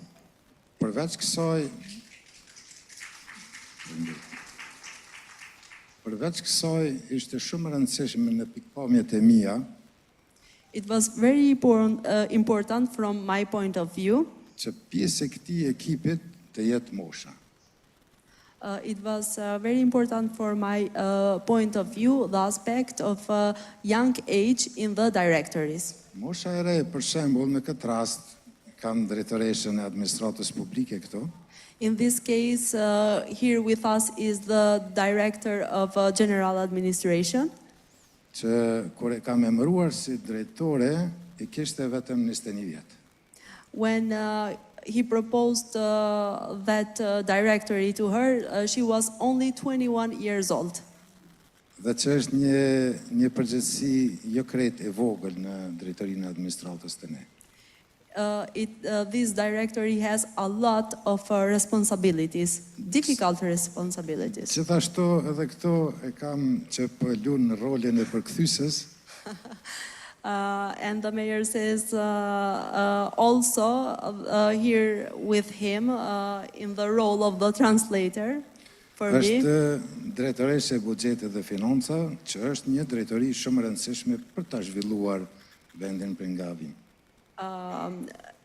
Here with him, it's for me like I am the director for budget and finances in our municipality. That is one of the most important and difficult directories to develop the objectives of the mayor and the whole community. Dhe në përgjithësi nga 9 drejtori, in general, out of 9 directories in our municipality, Kam emëruar 5 drejtoresha. we have, the mayor has 5 directories that are led or managed by women. E që kjo nënkupton se femra tek ne deri më tani, ndoshta unë po flas për komunën time, nuk e ka pas vendin e merituar në vendimorje. From his point of view, he did this for his team because it was not very common in our country. Really difficult and important directories to be managed by women.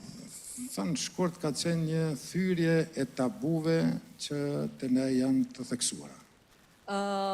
This was also breaking some stereotypes that was very present in our country.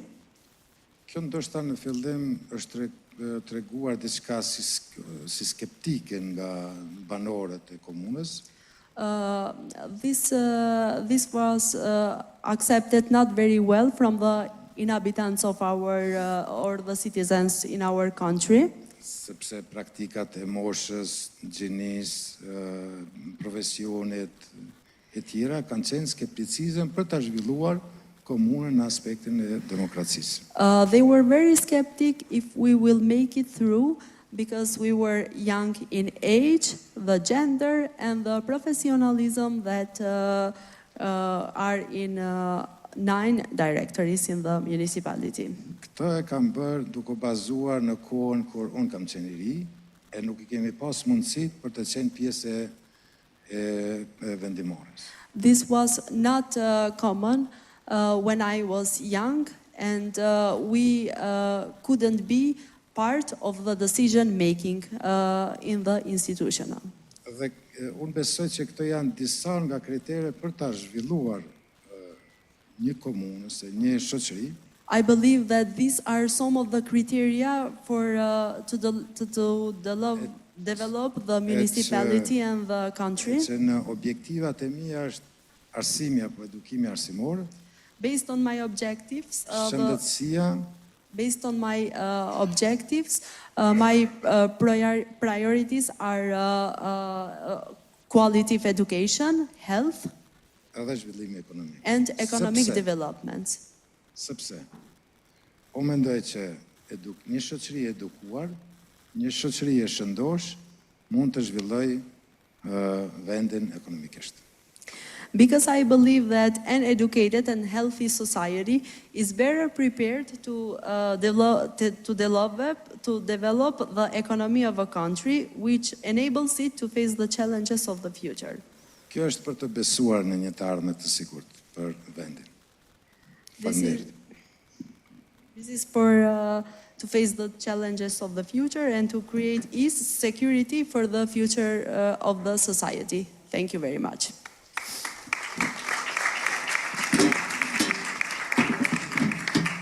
Thank you very much, Mayor. I keep the diversity of voices and positions in the same team as one of the key things.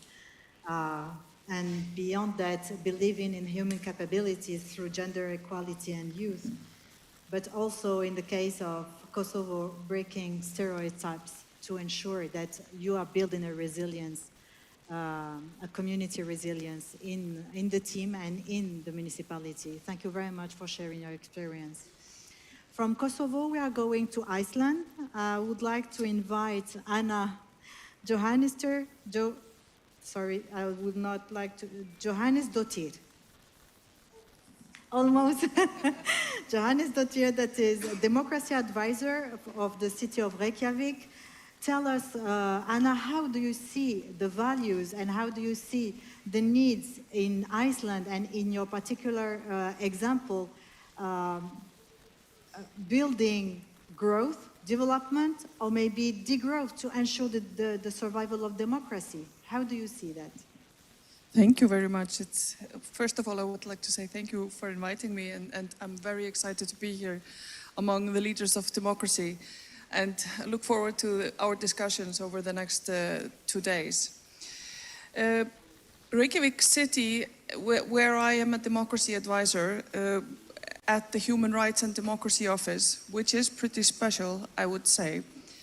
We have 140,000 inhabitants in the city, but overall in the metropolitan area there are 230,000 people. But the overall population in Iceland is 400,000 people. So you can see we do not have a large country, and not ours, even though it's a city, it's not very large. In some aspects, you could say that Iceland has a strong liberal democracy, and that we, in a sense, could be fortunate to have our strong democracy. We have a strong, high level of gender equality, freedom of speech, human rights and minorities are protected, gay rights are strong, rule of law is strong, and we have over 80% turnout in parliamentary elections and in presidential elections. But with that said, we see some of the similar problems that you are facing. Even though we are fortunate, we still have to protect our democracy just as everyone else. We see decline in turnout, especially in local elections, where there is a broader right to vote in local elections than in general elections. So, and what we see is when we look at who is not participating in these elections, it's the young people and it is immigrants. Also, we see older people not participating as much. So there is lack of trust in our infrastructure. The institutions is declining. We have disengagement. We have information disorder. So there is a hate speech. We see that as well, and we are aware of all of these things and are working on how do we say, maybe compensate and work on our challenges, just as everyone else. And I think that we are fortunate in Reykjavik, because when I talk to colleagues abroad, I usually get the question, when I explain about all of our projects and everything that we do, which is actually a lot, then they look at me and say, how do you get your politicians to want to do all of these projects, and how do you get them to do it? And my answer is always, it's not me that asks them to do all of this. It's the public that demands it in elections and upcoming elections, which we are having in 6 weeks. In case you didn't hear, our government just exploded. So we have a lot of challenges, and we are fortunate in Reykjavik. We have politics that they strongly support our participatory budgeting and all of our participation projects, which are many. We have our digital portal, we have a democracy policy, we have residence councils, we have a citizens assembly, consultation portal. We work a lot on inclusion and we try to include minorities and strengthen their situation in the community. So there is a lot that we do, and we are very proud of it. But as I said, we are constantly developing our projects, figuring out what we could do better, because they are not perfect, as anything is, as nothing ever is. So I think our problems, our challenges are similar to yours, even though we are fortunate in many ways. Thank you very much. I know that I was very impressed by the example of Iceland in 2008 or 2009, when there was a crisis of the subprimes. And I didn't hear any other country than Iceland making a referendum with all the population to know whether they were supposed to save the banks, or, you know, and the population was the one to decide on that. And that is quite impressive in a democratic system. We didn't see it somewhere else in the rest of the world. So I can understand that even for you, democracy is still not in its best, but as you say, it's perfect nowhere else. Thank you very much for sharing your experience. I would like now to go. I will switch to French. I don't know if you all have your material. Je voudrais passer la parole maintenant à Félix Bonne, chef de la démocratie. Allow me to give the floor to Felix Bonne, Chief of Participatory Democracy of Tout de Lange, Luxembourg. Felix, tell us, please, how is democracy worked upon in your city, but also the issue of trust? How can we generate that trust and to make sure that that trust before policies and the situation of municipalities is resilient? And we can keep the confidence, not losing its strength based on everything we've heard this morning. I will speak in French because it's easier. C'est la première fois que j'ai l'occasion d'être ici et je voulais dire aussi merci de m'avoir invité. I had the occasion to be here and I would like to thank you for having me and to present my city. It's the 4th city of Luxembourg and it has a population of 400,000 inhabitants. And our city has 20,000 inhabitants. It's the 4th greatest in Luxembourg. And here lies the difference between the cities. They are not that big in the ranking of the 4th to 2nd place. We have 35,000 inhabitants. And then we go to 100,000 in the city of Luxembourg.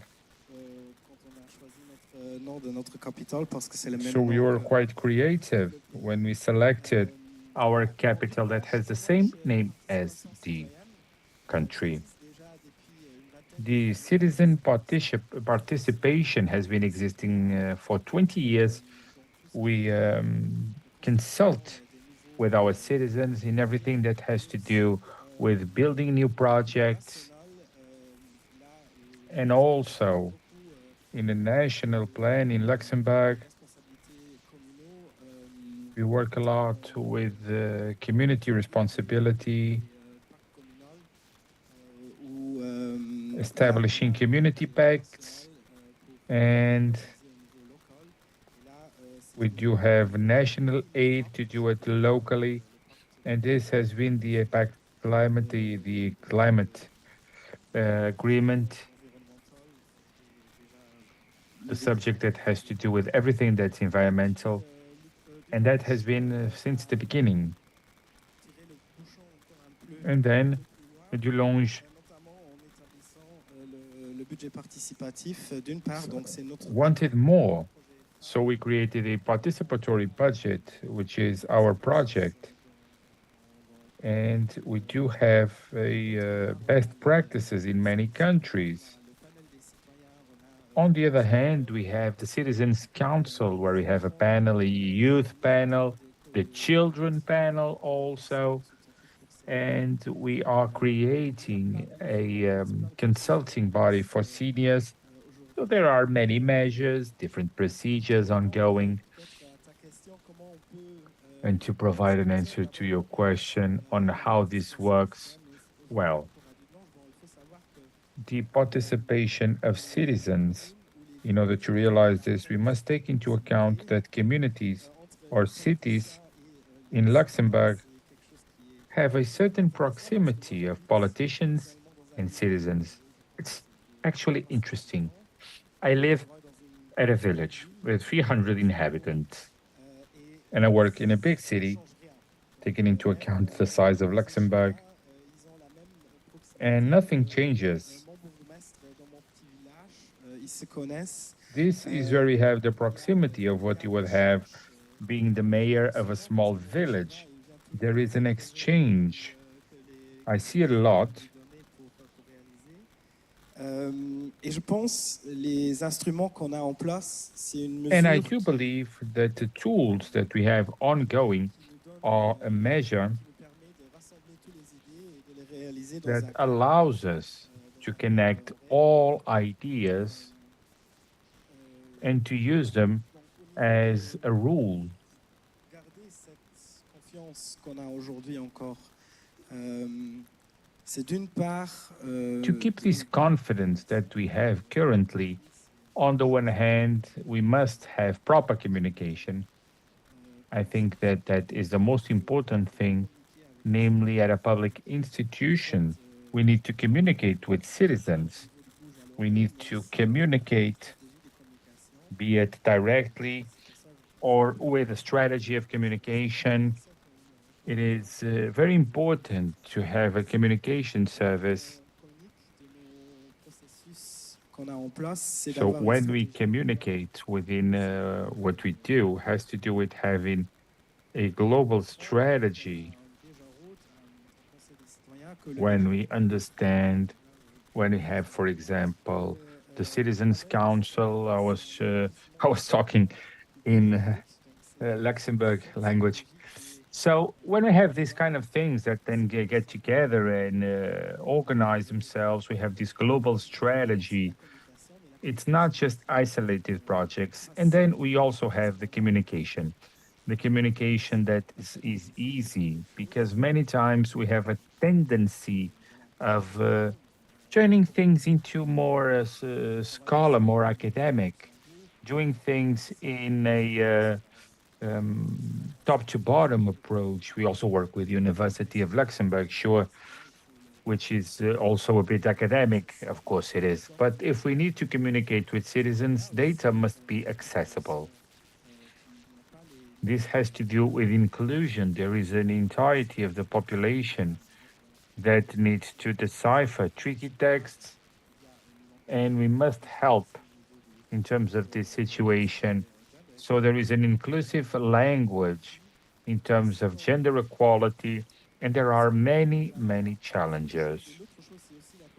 If we communicate properly, that's one thing. The other has to do with administration. If we have a working group, we talk about the concept, and it's not fulfillable because there are no means to it in terms of administration.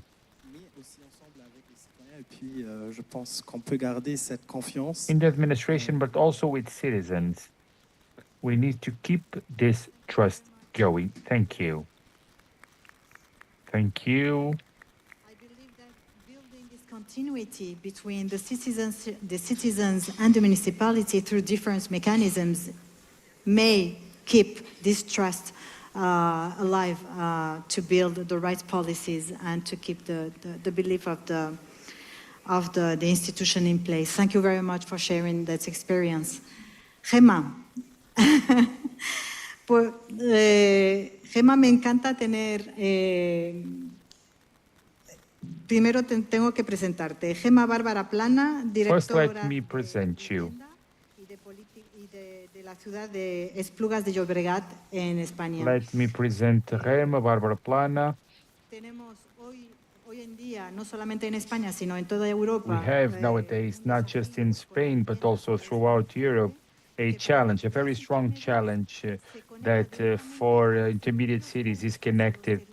Intermediary cities has to do with public services and basic services that must be facilitated for their citizenship. And the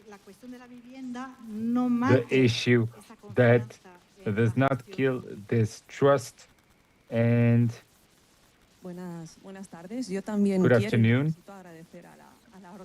Allow me to thank the organizing committee for having me and for well, being one of the speakers. I'm delighted to be here with all of you. Yo os explico, Esplugas, en primer lugar, es un municipio que está Let al me lado de explain. Our municipality is next to Barcelona, around 47,000 inhabitants. And since this position of, I've been an officer for many years, and it's very important to place it today. Intermediary cities, the citizens participant in defending the fundamental rights like housing and the right that is very important to build and rebuild trust in public policies, okay? The active participation, either individual or collective, and I would like to highlight specific collectives that work on the subject, as is the platform that has to do with the union. I think that it is unwaverable to see everything to make sure that there are public policies that show the needs and the expectations of citizenship, how we work, and there are many differences in terms of housing. One of the plans is the local plan for housing. And we have a participation desk that is working in building the plan. We have officers of different scopes, political representatives, local organizations that are fully aware of the municipality, and also social movements, just as the platform. Why? Because this is the way that we can see what are the needs, what are the real needs for housing in the municipality, and also helping to build an action plan. Let me take advantage, because I think that this is important, what the organizations have been doing, promoting and providing laws that protect housing, like Law 24 from 2015. En Esplugas, como en otros municipios, In Esplugas, like in other municipalities, we have different participatory projects with young guardians, with the Council of Minors, with the Forum. When we decide that there is an online format of participation, and I would like to put an emphasis on a project which is in the neighborhoods that has 11 years of existence, and it is a format where the team of the government, in an horizontal manner with citizenship, that usually it goes to neighborhoods, the restlessness and the requests from citizens. With all these participatory procedures that I was telling you about, we calculate that around 3,000 people directly or indirectly are participating. And in these forums that we commented in terms of participation, it is a subject that it's quite concerning to citizenship, because it is something that is protective internationally, not in terms of the state, the famous Article 46 of the Spanish Constitution. The reality is that there is still a long way to go. Difficulties, we're talking about difficulties of access, difficulties of the effort that we must do in order to pay for housing. I invite you to do an exercise of the percentage that we pay for housing. It should be around 30, but it's not. Problems of accessibility and privacy. Nos lanzabas la pregunta, ¿no? Las instituciones municipales, que son municipal institutions that are ones closer to citizenship, need to contribute to be effective in terms of this right to do what is actually palpable. The citizens' participation in different formats sharing this with different municipalities, it is pivotal for public policies, making sure in terms of the needs and the demands coming from citizens within proper propositions. I believe that the trust in our institutions, in terms of this participation, Por tanto, la participación, o sea, más allá de ser un derecho fundamental, participation is a fundamental right. It is a tool so that intermediary cities can manage their resources, like access to housing, that will be closer to all citizens. Thank you for that. Thank you. A strong line that appeared here throughout all our speakers, and I thank each one of you for sharing your experiences, is accessibility. Accessibility to rights, accessibility to participatory approaches, to participatory processes, but also social cohesion and how to ensure that this social cohesion is guaranteed through the diversity of intergenerational dialogue, but also talking about youth, and we heard it many times. Children, we heard as well in De Delange. Intergenerational dialogue, but also ensuring this cohesion, although the different positions and diversity of opinions are there towards the policies that are generated. I would like to invite, we have heard, and with a big pleasure for my Secretary General, we have heard her talking in the opening speech. Emilia Said, please, I would like to invite you to join us. Tell us what would be your takeaways and how can we drive this conversation further, but also maybe open the floor to those that would like to share specific opinions between the public. Well, thank you very much, Firdaus, and allow me to slightly change the approach. The only thing I want to do is to connect the dots. Please. Because I think the discussion has been extremely rich, and I want to share with you all where would this be going, and why do we have an intermediary cities forum? What do we want to achieve with that? You said it at the beginning, Firdaus, and I think Vice President Gunnarsson also mentioned the urban era is not an era of big megacities. The urban era is the transformation of our world in an increasingly city-led environment, but the intermediary cities are actually the ones that are making from Africa, for instance, an urbanized continent. And that is also the case in Latin America, but it's also the case still in Europe. So it is an era of intermediary cities, and this message has not reached the international community. I mean, they have finally discovered cities, so they care about us. They think we can do things. Actually, when they don't know what to do, they go to you.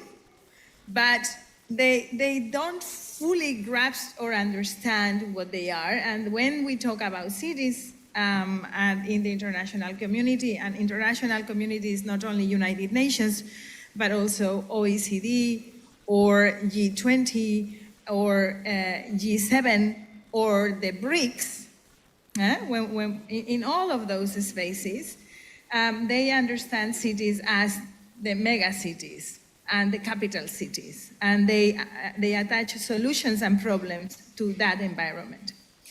And if they attach solutions and problems to that type of ecosystem, then it means that the financial investment and the policy goes to those cities as well, to solve solutions around those cities. By the way, not enough. I mean, the Paris of the world and the Lagos of the world and Johannesburgs of the world and Delhis of the world are not happy with their financing either.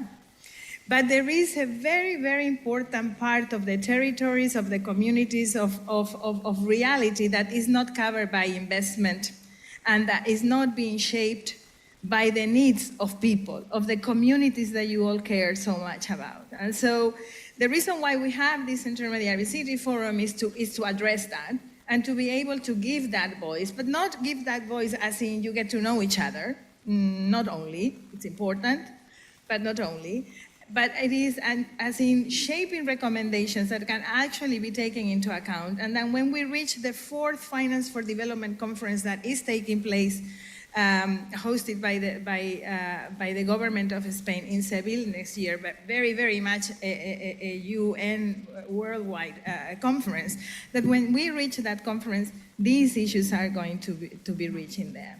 And we felt that it was important as well to make sure that the agenda of intermediary cities was not only one of food security, energy transition, or circular economy, which is extremely important, but that it would also be one of protecting democracy, because this is where democracy is built. And so that's how we conceived this session. That's how we have conceived the program of our forum. And I am very excited to see that it makes sense, that you are sharing this universal concern. I was very pleased to see Reykjavik saying, we have democracy, but if we want to keep it, we really need to protect it. It's not a given, you know. Rights are not something that you achieve and you can let go, and so is democracy as well. I was also very, very impressed by the comments from our guest from Luxembourg, saying we need to communicate. Communication is extremely important, but at the same time, you also need to continue building new mechanisms and those councils. And so it is about that actionable commitment that you need to keep, you know, you need to keep developing those instruments. And I want to invite the participants also to think whether there are, we are going to talk about this tomorrow and the day after, but are there innovative mechanisms that we need to think about that would be very well suited for intermediary cities, for instance, that are not that easy somewhere else? And legislative theatre, one of the winners of the awards in previous editions, is one of those instruments. It's not that innovative anymore because there is a lot of experience in this, but I am wondering whether we can go from a reduced experience to enlarged, enhanced experience.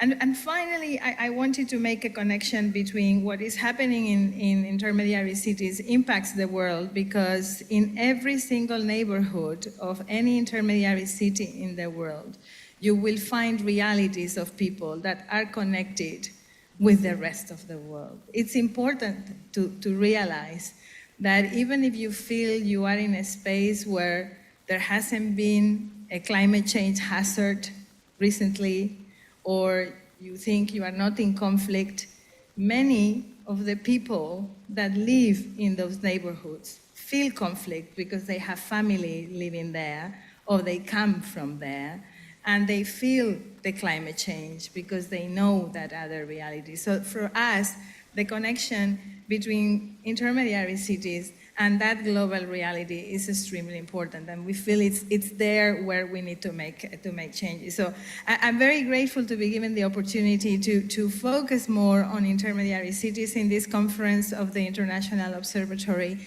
because I do feel there is a very important connection, a very important narrative that we need to bring not only to the international community, but actually to the papers and to the media, to change the way that we are looking at the world. And it's not only in big cities that we are shaping future generations, and it starts here. So thank you very much for an inspiring session, and congratulations, Firdaus. Thank you. I would like now to open the floor. Is there any comments that would like to come? Please.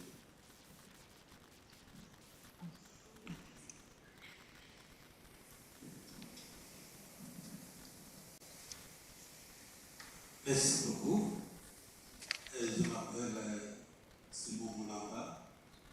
Je suis député national de la République démocratique du Congo. Je suis président d'un parti politique. Je voudrais, avant d'intervenir sur ce sujet, revenir sur l'exposé de Carvalho sur l'abolition de la peine de mort.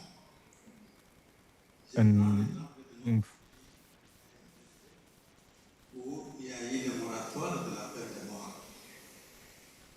Et cela nous a mis en difficulté avec l'application des droits de l'homme. Il y a un phénomène de la criminalité dans de grandes villes qu'on appelle Kuluna, où les jeunes gens ils commettent des crimes à tel point. Il y a une maman qui devrait aller accoucher. Il s'est réveillé avec son époux à 3h du matin pour aller à la maternité. Il a croisé en chemin un groupe de bandits, de criminels, de jeunes gens, et ils ont imposé à ce monsieur, à l'époux, de violer la maman qui était grosse à terre devant ses enfants. Et après cela, et même les jeunes gens, ils ont violé aussi cette maman, ils ont violé le monsieur, et à la fin, ils ont opéré avec des machettes blanches, tout en tuant la maman, le bébé et le monsieur. Un monsieur pareil, They killed the mother, the children. quel est le sort réservé à ce For genre criminals such as this one, after being arrested, what have we reserved for that kind of outlaw?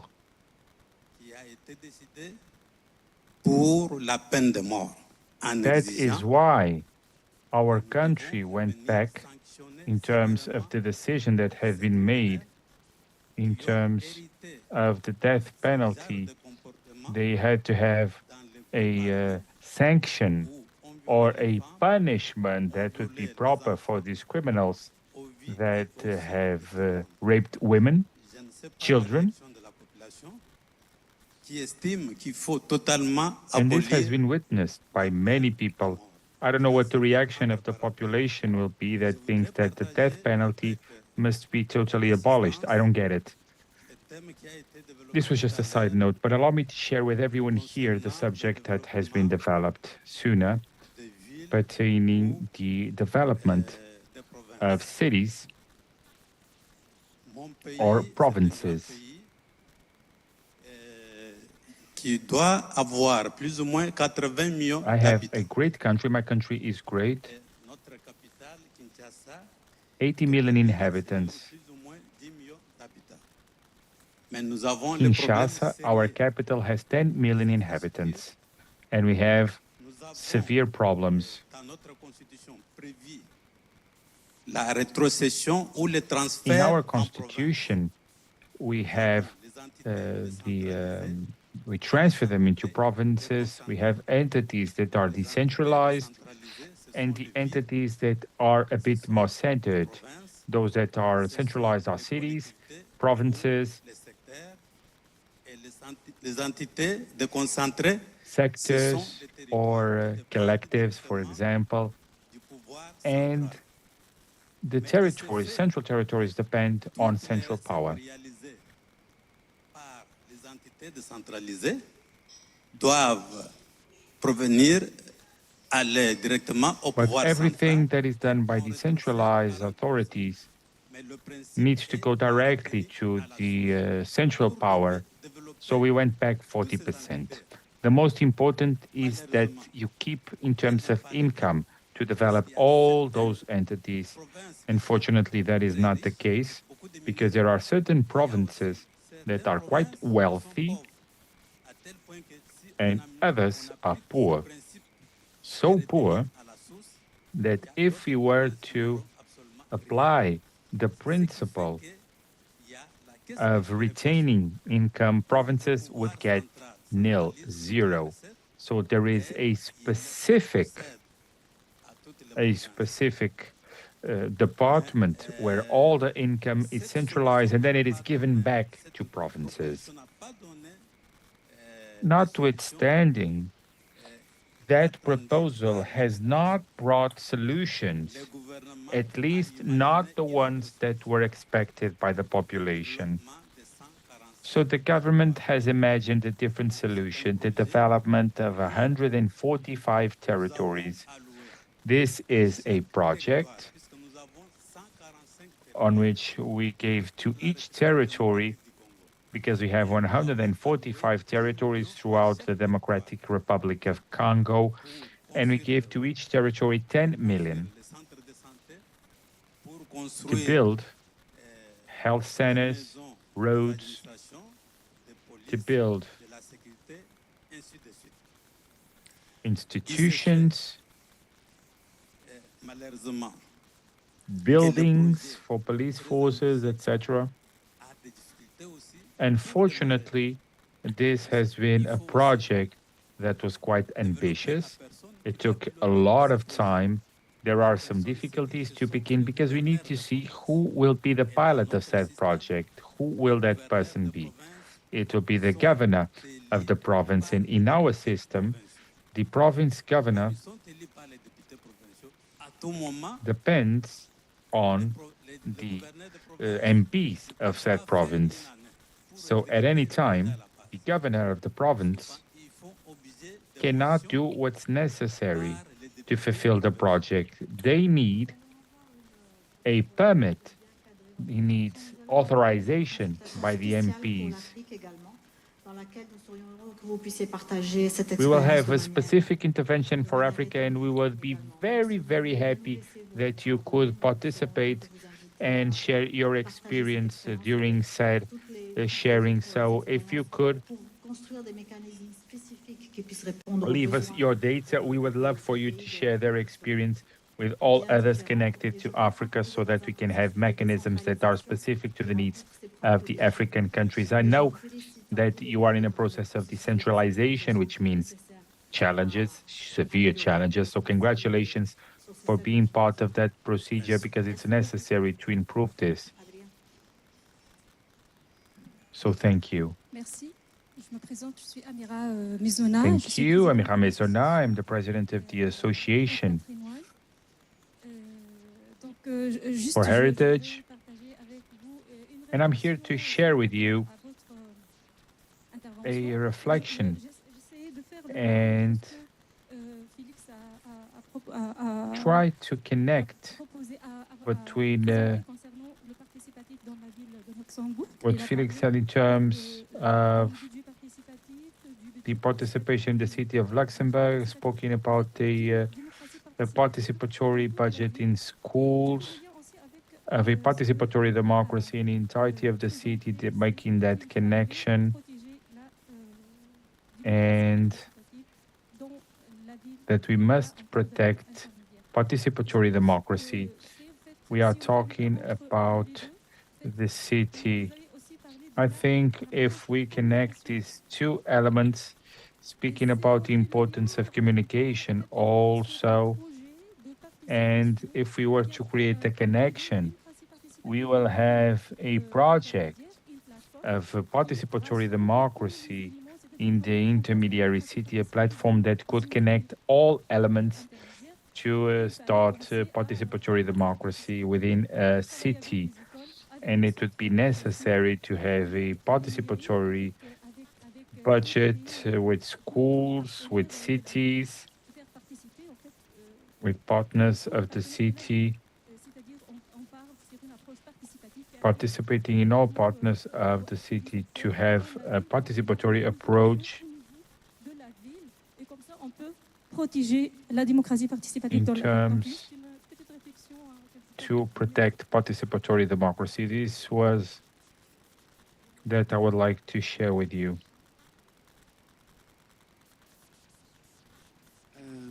I just would like to present myself. I am Esper Sabrin, president of an organization called Heritage for Peace. We are working in conflict, trying to help countries in conflict to safeguard cultural heritage.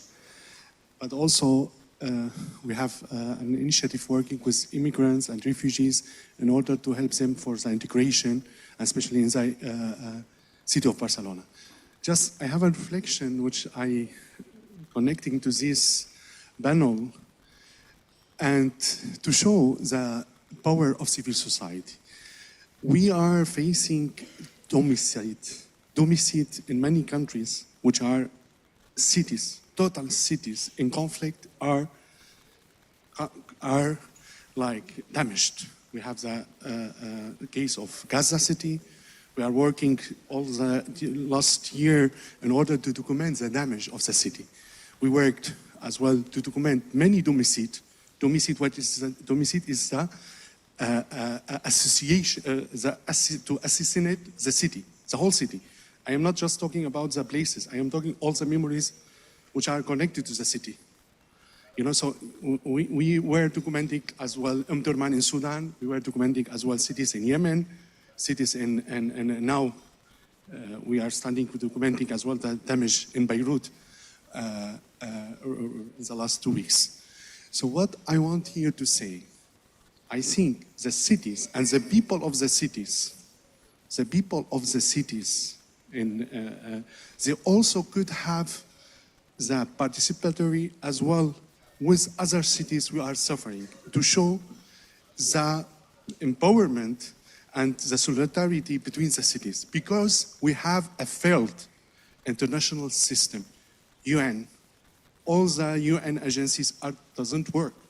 It's a very clear that we lost the trust in the international system. So from here, I think there is a power to show the civil society and places like here, they can give solidarity for places which are suffering a lot. And this is something which I think could happen. It's not impossible, could happen. Just as a reflection. Thank you. Thank you. Thank you very much. Any other, please? Muito obrigado. Thank you. Eu sou Said Jamal, sou assessor para a área de boa governação. Thank you, Said Jamal. I'm a consultant for human resources in the municipality of Maputo, Mozambique, and I'm a researcher of CEDEP, the Center for Participatory Democracy and Human Rights in Africa, based in Mozambique. I ask for the microphone. It's nice that I'm the last one of those who asked to speak. First, to say that I really enjoy the alignment of the presentations on this panel. All the standpoints were in accordance with strengthening intermediary cities in Europe. I also see that the difficulties that we're facing might be experienced in other contexts, but allow me to make a suggestion on the cities that have presented this properly in terms of their experiences, and also those who are following us. I am specifically or specially interested in the research of, my training is in human rights, okay? The issue of special needs, inclusion, all of that is pivotal. We cannot talk about cities without talking about inclusion. We discussed many things. I would love to suggest the municipalities in terms of the intermediary cities that they can be this room to create inclusion. Let's discuss a specific case. For example, needs that have to do with, for example, eyesight or speech, special needs.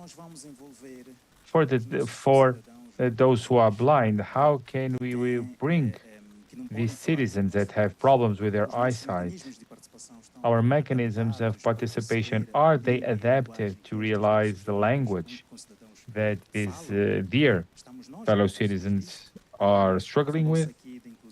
we spoke about inclusion of girls, of women in decision-making areas. That's a strategy to strengthen trust, but also to open ways for citizens who do suffer with different special needs in order to give them a voice, not just in manners of representation. So one of the suggestions is to have experts that can help our voting citizens to understand the language of others, to understand how others are experiencing these areas where we also are. This is my suggestion for all of you. Thank you. There is any other, Emilia? I just didn't want to leave unanswered one intervention which I thought was very, very relevant and we need to give some background to.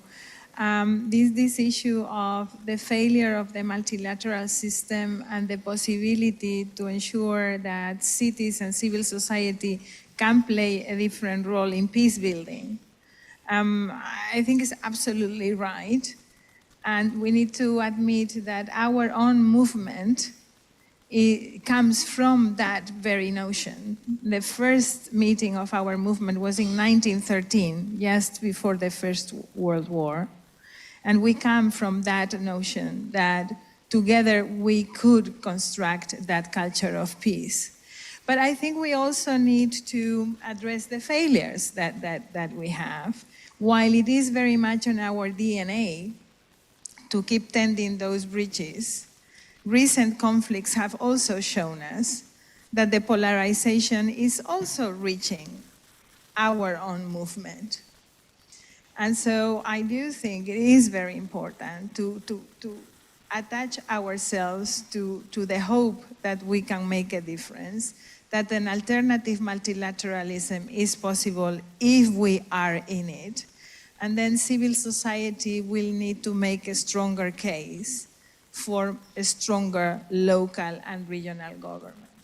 And we can talk the rest of the days, but I think it is important to rescue this from the conversation because it is a task that we need to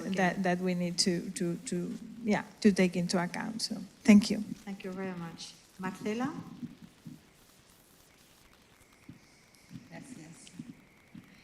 Buenas tardes con todos y todas. Yo soy Marcela. Good afternoon, Marcela. I've worked at a consortium of local governments in Ecuador.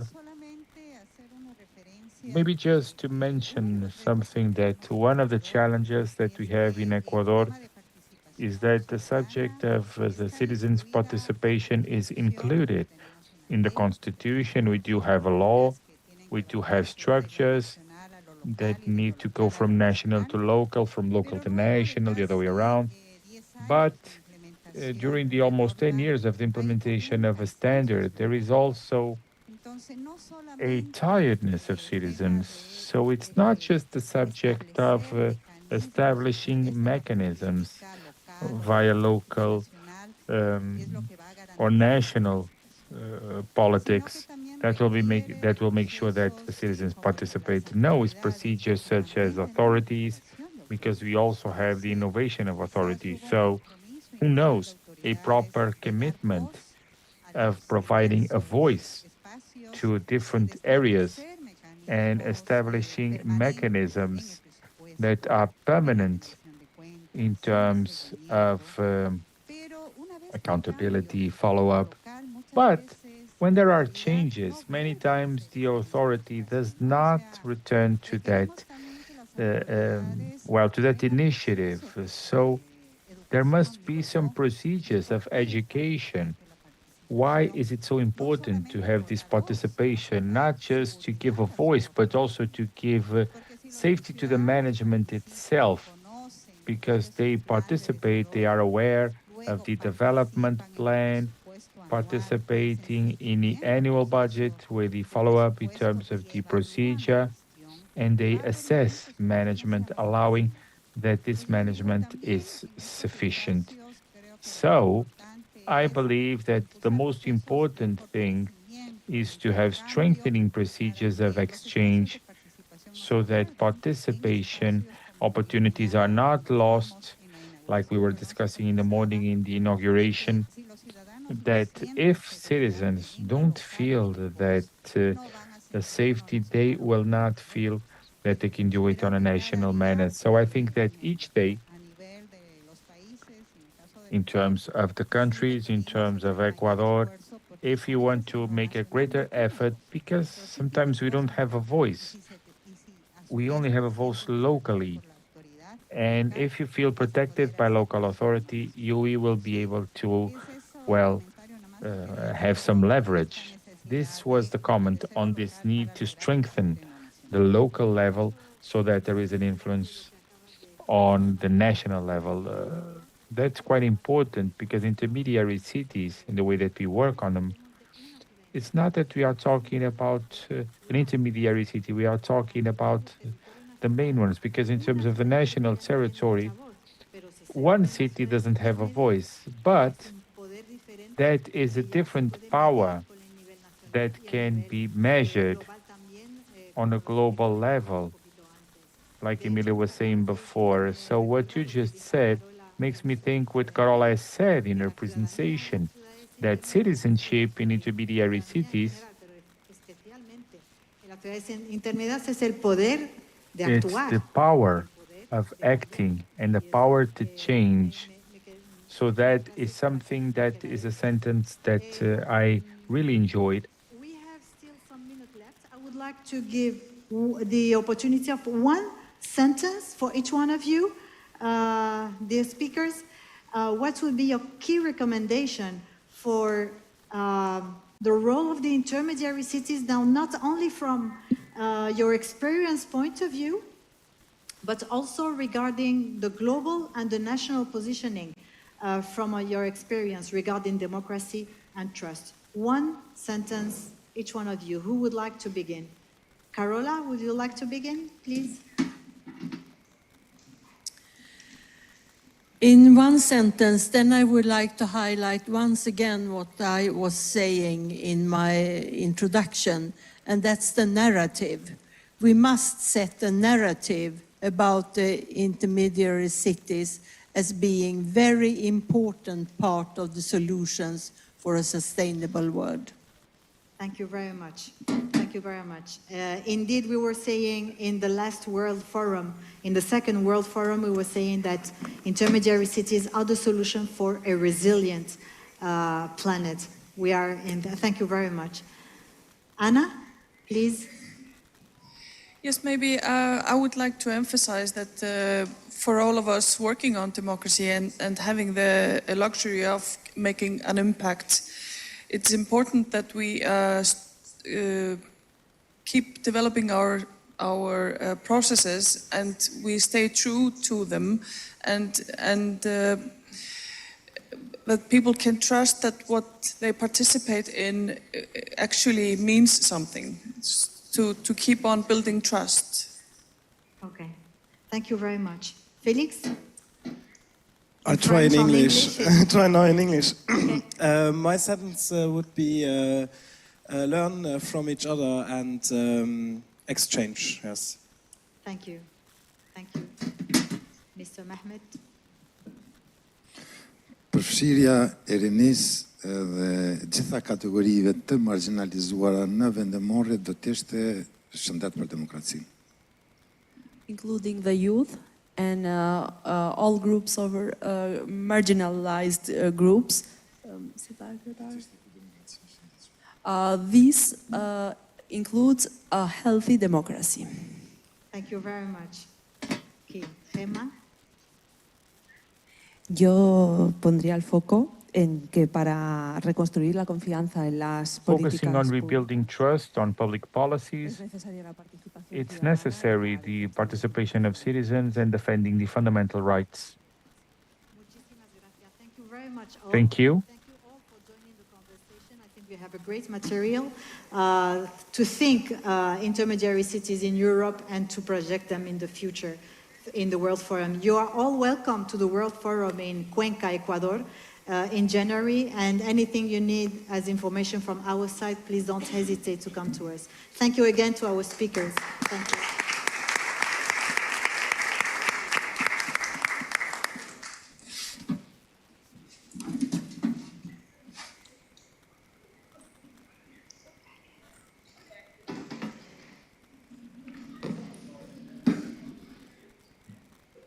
Muito obrigada. Vamos só dar aqui um compasso de espera para iniciarmos então o próximo painel.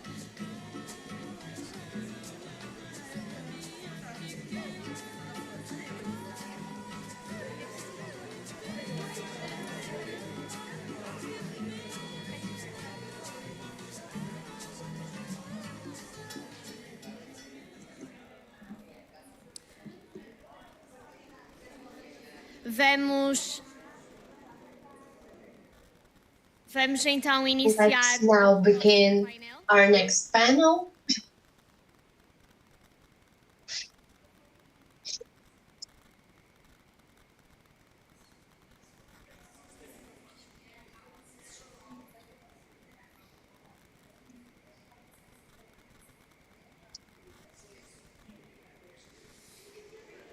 Como quiser. Eu vou chamar.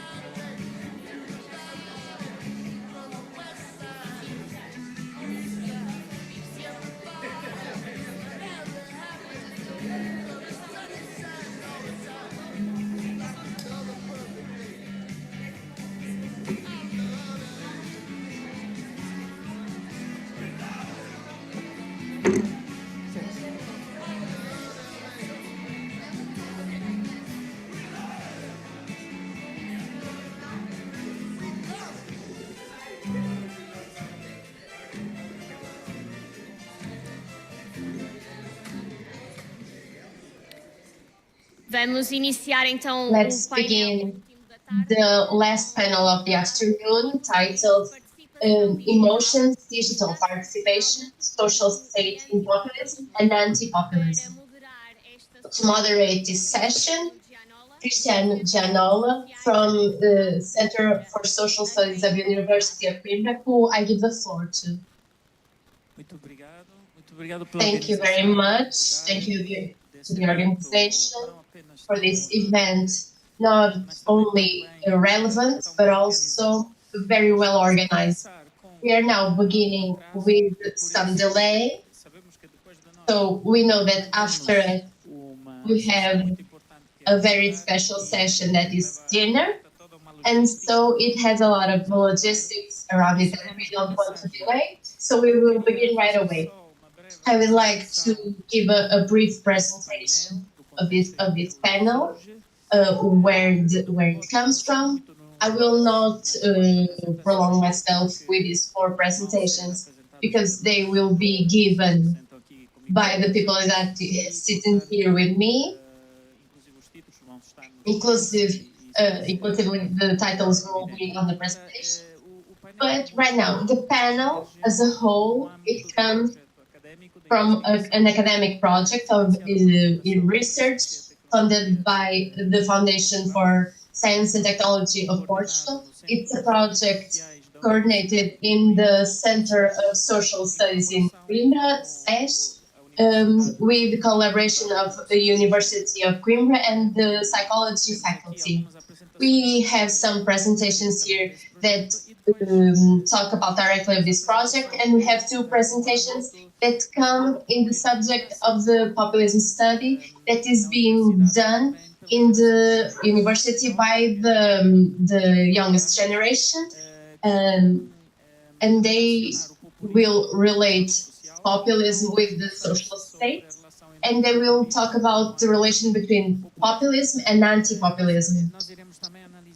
We will also analyze populist phenomenon, especially in Portugal, but also in Italy, with 2 of these presentations. And so, as not to delay further the session, as I see in front of me a really big clock reminding me that we're late.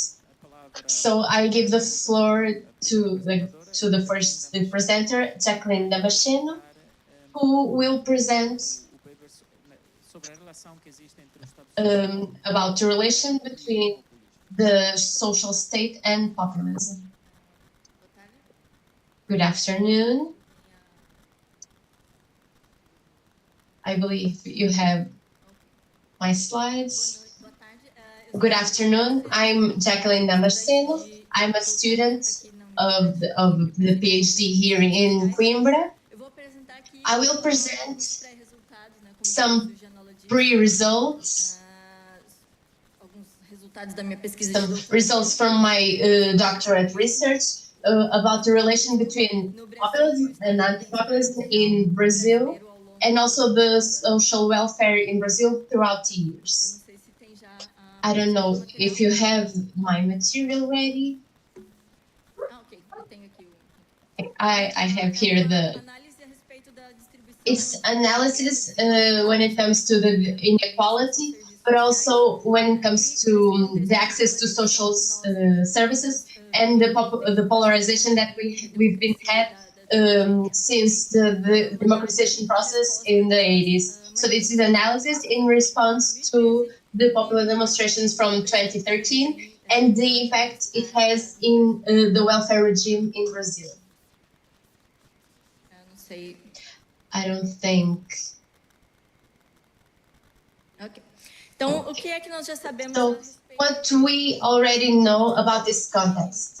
We know that in countries that are historically marked by inequality, there's been a contextualization that is favorable to populist manifestation from leaders or parties or movements. So we want to understand what's the relation between populism and how to overcome those inequalities. So we have a path that's been fertilized in theory that goes from inequality to manifestation of populism. So I want to understand how this populism can help overcome or fortify this inequality structure in the structure of the welfare state and social welfare. So I divided here our history cycle of Brazil in 3 big moments, from the national development cycle, the democracy social cycle, and this new cycle that we're living right now after the 2013 crisis and the global crisis that started in 2008, but in Brazil it started 5 to 6 years later.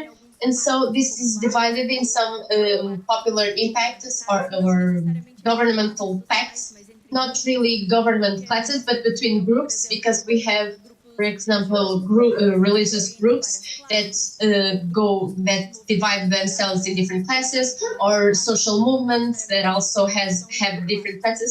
So these impacts are not between classes, but between groups that are represented by workers or by businessmen, by different levels, different races, religions. So this process of development and overcoming in Brazil, this goes through these pacts, and the characteristics of overcoming inequality is really marked by the pact going on right now. So in the first cycle, we had a pact, a national popular pact. It was a process of identifying the nation, characterizing the nation, and overcoming this post-slavery pact after our that started in the beginning of the 20th century. So it started with a big institutionalization, but with a lot of changes in our structures and in our thoughts, and also in our distribution. We started from 1964, a second political moment in this first cycle, that it was the authoritarian modernizing pact. We lived a dictatorship, and so we started a new pact, the Democratic Popular Pact. So we started a re-democratization. But in this period, we had the 80s crisis. It was from external process, but it began in our development. We had a lot of international debt. And so we had our first vacuum of power. There were no development pact and no pact that helped us overcome inequality. From this authoritarian period, we had inequality because we had development in industrial development and not social development. So this period is marked by disorganization, political disorganization. And so we had this power vacuum that began a corrosion of national identity that we started in 1930, and the subordination of national interests, not of classes, workers, businessmen, but also financial classes, because of our debt structure. So when we ended this process in '88 with our new constitution, we did a new pact. But in a neoliberalism context, even though we had a new constitution that established a welfare state, this began with the service of merchants. So we started our public system. So we had systems that were both public and private. And our health system is one of the biggest cases that I can present to you. The Constitution foresees public service, but what actually happened in this neoliberal period, it was the construction of a parallel system, private system. So with the election of President Lula, we tried, that's why I put a question mark, we tried to do a new pact. It would be, again, a popular pact, starting using the pact from the early of 20th century, but it was not concluded. It could not effectively execute what was proposed, and so we have a new vacuum, a power vacuum, and we understand that there are manifestations in 2013. The people occupied the federal capital. And so what was foreseen in the 1980s wanted it to be given in our institutions as it was foreseen. But maybe not as a coincidence, these two vacuum periods, they came after global crisis. The first power vacuum was after the 80s crisis, and after we had the popular manifestations. And the biggest example and the biggest case that I can say it's the campaigns Diretas Já for democratization. And also after the 2008 crisis, we had the process of 2013. And after these two events, crisis and popular manifestation, we had, as I said, not by coincidence, the elections of two presidents that are recognized as populists and right-wing populists. We had non-authoritarian conservatives, but also a non-authoritarian conservative. And so we understand as populists, but also we cannot confuse populism with extremism. In two other moments, we also had two populists that were not authoritarianism, like Vargas. We also had Lula, that's not recognized by academic literature as a populist, a typical populist. We scientists, we like to create these boxes and put real people in these boxes, but it's not always this black and white, because a lot of people characterize Lula not as a populist, but someone that uses populism tools like economic populism and fiscal and exchange rate tools. This is the big debate. Can we say that these politics are populism? And so because of this debate, it has not been resolved yet. Can we really characterize these two leaders as populists, or were they traditional politics that used some tools and some characteristics of populism? What we can actually affirm is that there were periods of progressive politics. We could evolve. We reduced inequalities, so we cannot relate populism in Brazil. We cannot relate it to extremism. We need to differentiate these two, and that's what I've been trying to develop with this project. We also had a military period and the period of Fernando Henrique Cardoso that effectively were not populists. They were politics, one more authoritarian and also another one more democratic, but they also used tools related to economic populism, like fiscal and exchange rates, and we do not classify them as populists. So we question.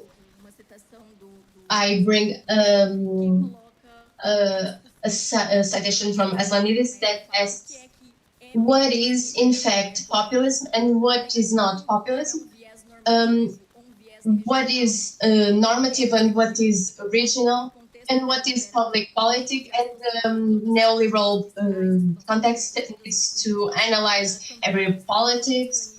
What can we really call it populism with its negative connotation? In this context of neoliberalism and liberalism, can we say that everything that is progressive has been related to left populism? So this is what we question.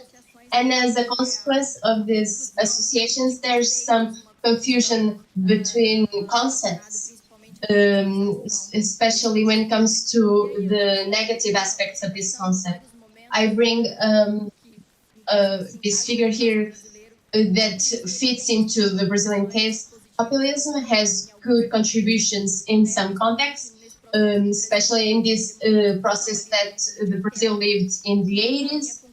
And my conclusion is this. History demonstrated that populist leaders were successful in implementing progressive politics, and perhaps what we need in reality is not to overcome populism, but overcome extremism based in a coalition between whether it be classes or groups, but we need to strengthen the national identity, strengthen the national interests, and have a common future. If I'm a businessman or from worker class, if I'm a Democrat, we're all in the same country, and the success of the country's developments, it affects all the groups. So that's what I would like to reflect on for you. Thank you very much.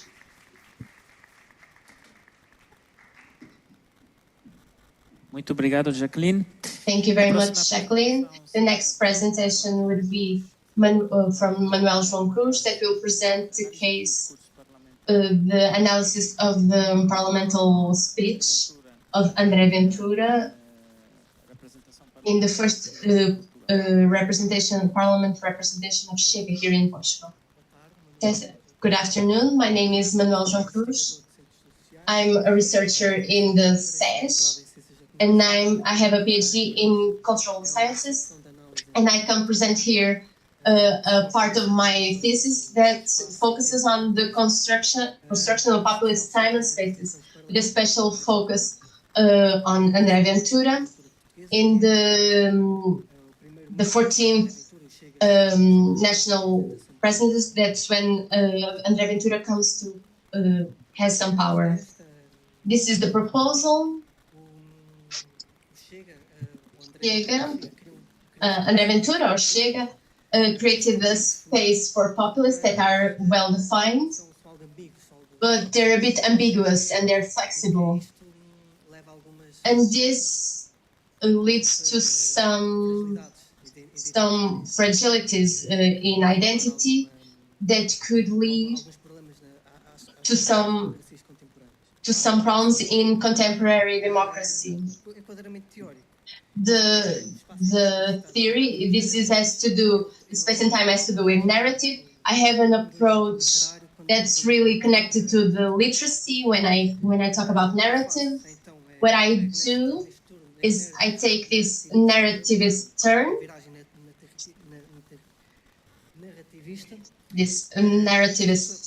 and I try to apply it, and I try to see what's the story that André Ventura is trying to tell in his interventions.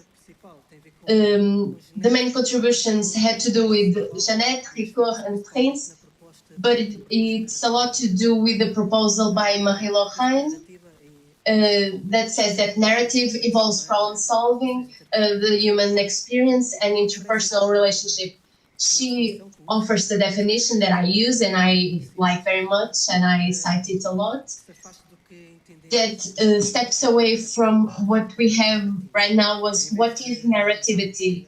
Instead of saying that narrativity is a concept, is ideas and concepts, focusing on literacy and story, Marie-Laurent says that narrative is a discourse that conveys a story, and this story is made up by these 4 dimensions: spatial, temporal, mental, and lastly formal and pragmatic.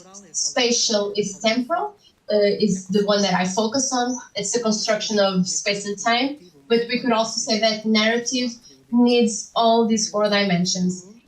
We need a world, a space, it needs a time that's always associated with space, but also it needs to have a mental dimension. Something has to do with the human experience and human conflict. And lastly, the fourth has to do with tellability. The fact that if we're telling a good story or not, if it resonates with the audience or not. This is very interesting, but I will not take a lot on this. But if you like to read on Marie Lorraine, she's a great author, and I admire her a lot. To do this, what do I have to presume? I need to assume that André Ventura, Chega's leader, as you all know, as a narrator, he's telling the story, he's telling us a story. Of course, I focus a lot on his parliamentary interventions. They're essential to my study, but it's legitimate and valid to assume that every time, not only him, but every time politicians talk, but especially André Ventura, is not just talking, he's telling a story, even if it's at a cognitive level. When it comes to discourse clues that are either abstract or that they're specified to a narrative.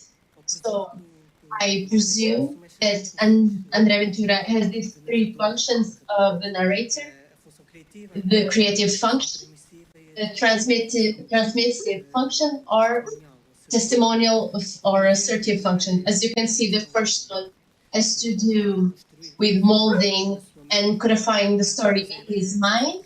Then the performative function, it's the way, it's the step where he and other narrators give the story, transmit the story. And the last one, maybe one of the most relevant in the studies of narratives, it's the question of assertiveness. The narrator always tells the story as the truth, especially when it comes to the reference role that I will not expand on, but as a narrator, he presents a story as something truth, as a fact. And so we can interpret his narrative not only in the parliament, but throughout his political course. Next, how do we define this narrative time and space when it comes to his parliament interventions? When he's telling us, he's not really telling us a traditional story. It's through the deixis, the identification of the deities. Deixis are verbal references or even gestural references to the situation, to the context. When it comes to interlocutors of the enunciation, when we use here, now, tomorrow, today, this defines the time. This is some theory. Benveniste presents this I in the speech, and through that we define our time and space, as you can see here in this figure. And we start by this our deictic center. It starts with the narrator who tells the story, but it could not be. But usually we can presume that the deictic center comes from us, and it's through us that we build the world around us from our own perception, from our own interpretation of time and space. As I say, I'm here now, the deictic center is I, time and space is also from the person. Next, we identify space and time, we need to understand what they mean. And this is when it comes with Lotman's work, the conceptualization of space and time. It focuses more on space, but I also apply it to time. This is some new things that come from my thesis, as I can formally say. But the narrative space and time is not neutral. There's always something that is presented that the speaker wants to transmit to the audience. And this comes with concepts, values, and social tensions. And it's from here that we can see how the construction of time, of space and time, what does it actually transmit? What does it want to mean? We can say that space for us populists, if we use Mudd's definition, but we also if use this dichotomy of us and them, we can say that us is a safe space and time of tranquility, and them, the elite, is always a space and time that is difficult, that is dangerous.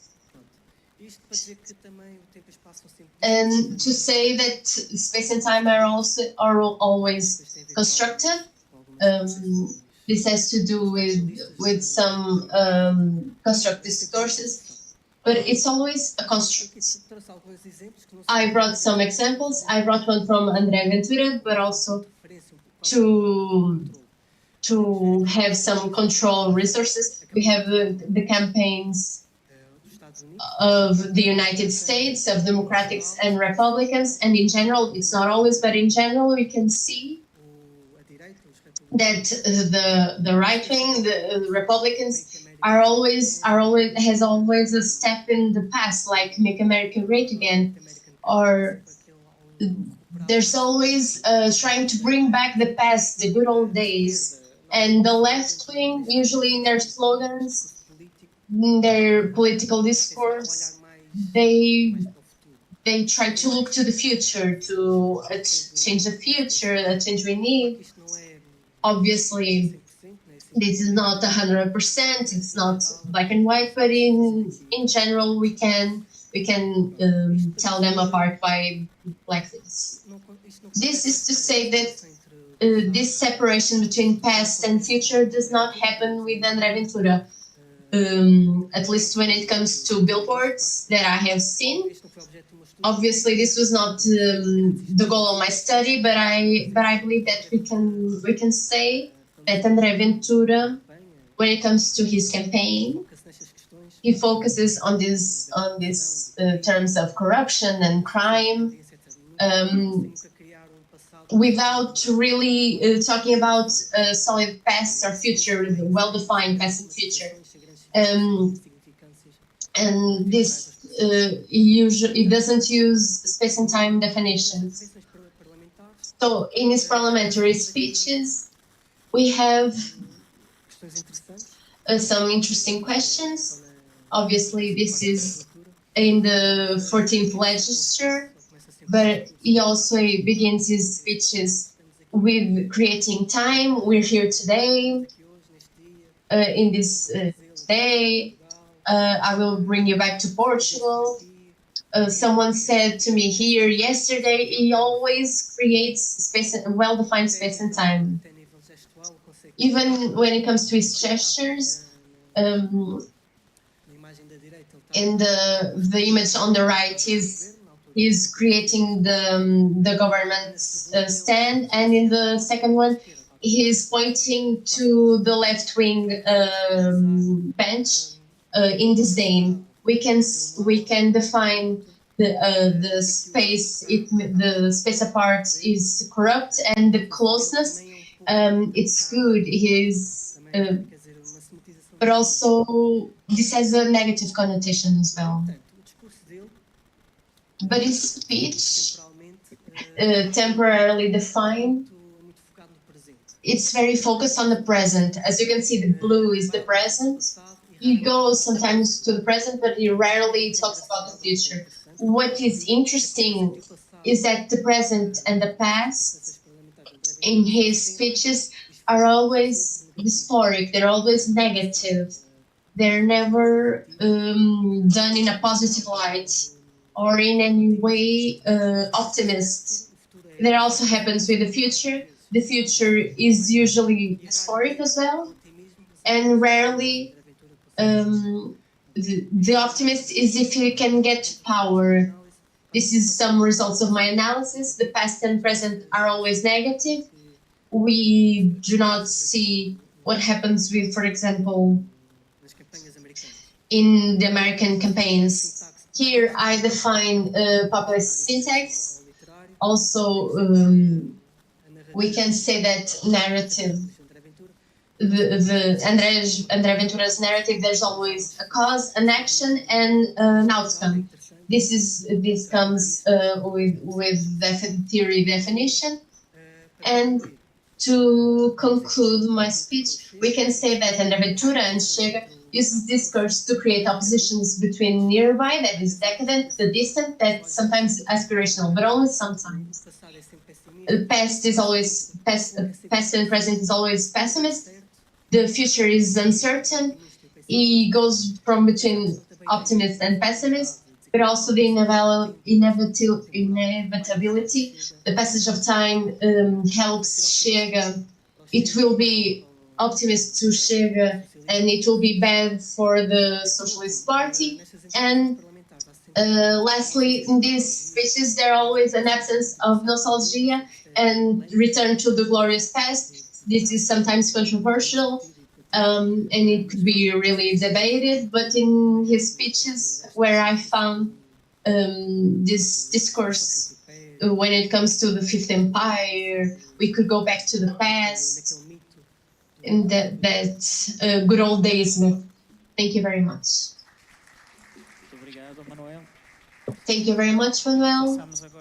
We now go to our third presentation, Maria Teresa Torres, and I would like to inform that after our four presentations, we will have a space to questions and debates and some comments. So you will obviously have some questions for our first presentation. Please don't forget them, and we will answer them later. Good afternoon, everyone. As it was said, my name is Maria Teresa Torres. I also work I'm a doctorate student in SES, in partly with economic faculty. And today I bring my presentation when it comes to the Brazilian case, a Brazilian style anti-populist. What we have here is a summary of what we will talk about. We start by talking about some constructions that are anti-populist, what we have in theory as anti-populist, and how do we use that. Then I bring the Brazilian context, so that then we can look at anti-populism as a social movement, especially in 2022. And by the end, I will bring examples of other cases. At the beginning, our theoretical method, we start by assuming that we have different people that were not integrated in the groups that were set by the populism. We have with formation of some groups in populism, but at the same time we have people that were not integrated in these parts. We also have reactions to the inclusivist and exclusivist ideas, and I cite Casimir and Foster. I'm sorry for my pronunciation. And we have the reactions to these ideas of populism, as well as their domain that ended up being more, it was bigger than the demands. And then we also have some, and we have populism read as a political discourse. So my theoretical base it comes from 1985, hegemony. And we also have an understanding that anti-populism has to be read along with populism when it comes to visual presentations. When it comes to this consideration, at this moment I cite Fabrica, that is an author that I use as well. In this sense, we bring the Brazilian context. But like it was said by Jacqueline, I will not prolong myself here because the history was really well explained by her. We have the coexistence of several left-wing populisms in Brazil. And the consequences of this, when I say, I use the most recent cases, like Lula's first government and his second government, and then Dilma 1 and 2, and the impeachment, they bring some conservative demands that were that ended up ecloding and emerging in the election of a politician that was clearly of the right wing and extreme right. And so what happens is that all these conservative demands that were unsatisfied, and we can talk about the strict politic against taking down trees.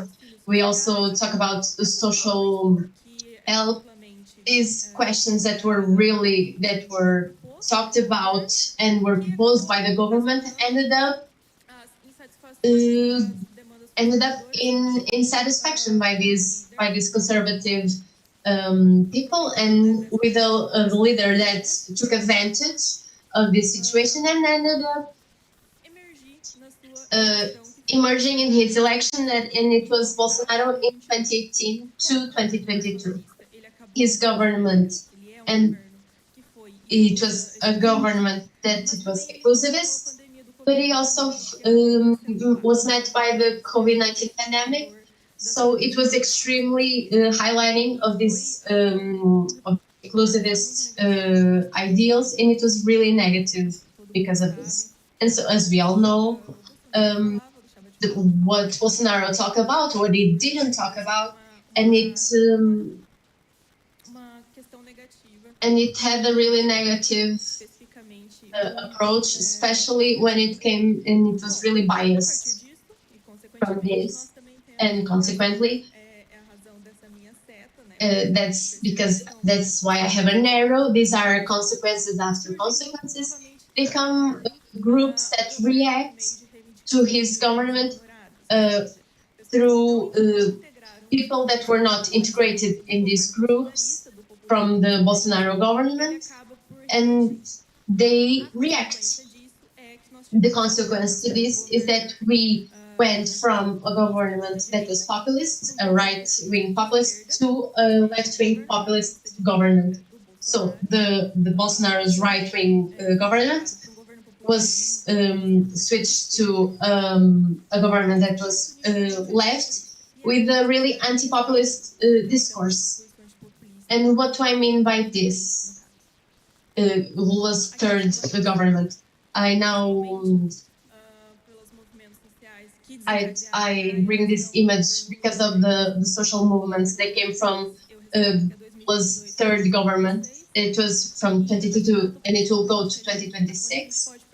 And we can now understand that the parties and the movements that are affiliated, that wanted Bolsonaro out. I talk about PSDB, the blue one here in the corner, with a bird. It was a party that is known to be a positive of PT, so Lula's party. So we understand that there was an alliance between the two parties, and they were the opposition of Lula in previous elections, and now we clearly see an alliance. And I will explain later the reason for all of this. How did this come about, and why did this happen? O antipopulismo por movimentos sociais que eu trago aqui como o nome diz, né, intuitivo, é um antipopulismo impulsionado por movimentos populares que são chamados a combater as ameaças populistas. Ele tem uma natureza social, there is a social nature and cultural nature, meaning that it is born because of a lack of institutional response in a polarizing manner, And on account of it, it is focused on the social. It can produce an identity. As emoções são And maioritariamente because of it, positivas, não é? Nós temos aqui emotions também are positive. You can see also, for example, social media and elements in terms of social identities, in terms of on the production of social identity. It's what biography tells us. Eu elenco a questão dos movimentos sociais no Brasil em And the 2022. social movements of Brazil of 2022. Como There are some specific things. It's a socio-political reaction.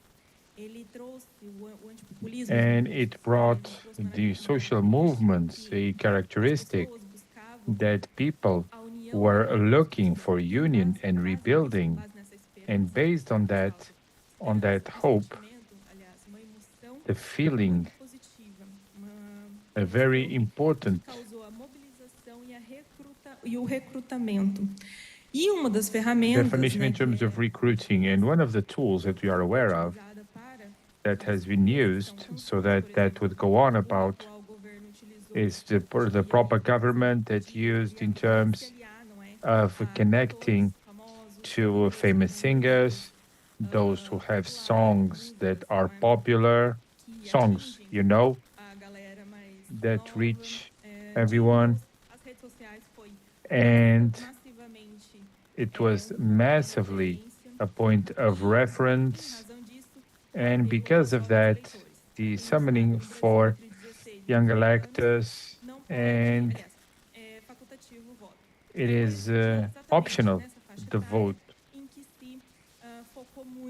And they were focused a lot on the current government in the attempt of re-election that apparently, one might say, it was fruitful. There's also been a claim of those who are brought from the previous government that were paying support of the political leader, Lula. And the main one, it's a sentence used by him, it's a slogan. And the main issue was defending the democratic reconstruction. Democracy was threatened, but in terms of a rebuilding and reunion of the country, we were asking for voting in the current government. Bom, aqui eu trouxe alguns posts das redes sociais. Como eu disse, a rede social foi Social media was actually quite an interesting leverage. The Lula government was never known for using them, and it is a means that is practically official of disseminating information of the government.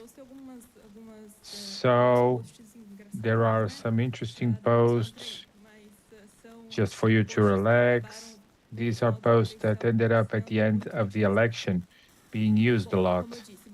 As I said, we have this government, and it is what was connected as hope, trying to attempt have this redemocratization threatened by a populist government, exclusivist government. Mas em razão do curto tempo, eu vou passar brevemente. Aqui eu trouxe o I don't exemplo have a da lot of time, but I do have the example of France that had an alliance between the left, uma aliança na esquerda contra or an alliance with the left against the win of a right wing. We do have debates that this election has been won. It would be interesting for us to think about this in terms of the perspectives. Também trago aqui, principalmente eu queria deixar enfatizado Also, we are almost in the elections, as said in this event. Let me emphasize that positive emotions and their usage is being quite interesting by the actual or current candidate. Artistas que invocam essa There are questão artists summoning this issue of youngsters, of youth, of happiness. Happy moments. No one goes to a Taylor Swift concert and feels bad, right? Music brings joy, brings happiness, brings hope. These interesting emotions that she has been using. We cannot predict what will happen, and the result will be discussed soon. Also, the issue of Chega. Portugal is part of my thesis, and it's analyzed compared to Brazil. And in terms of how Chega has been a coalition between the right wing and the center right wing, creating red lines. It's a kind of anti-populism to prevent the arrival of Chega ao parlamento.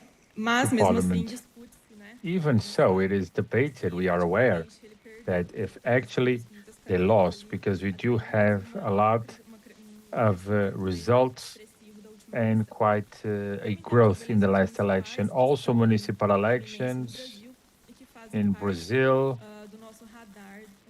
and they are part of our anti-populist radar, especially in the city of São Paulo,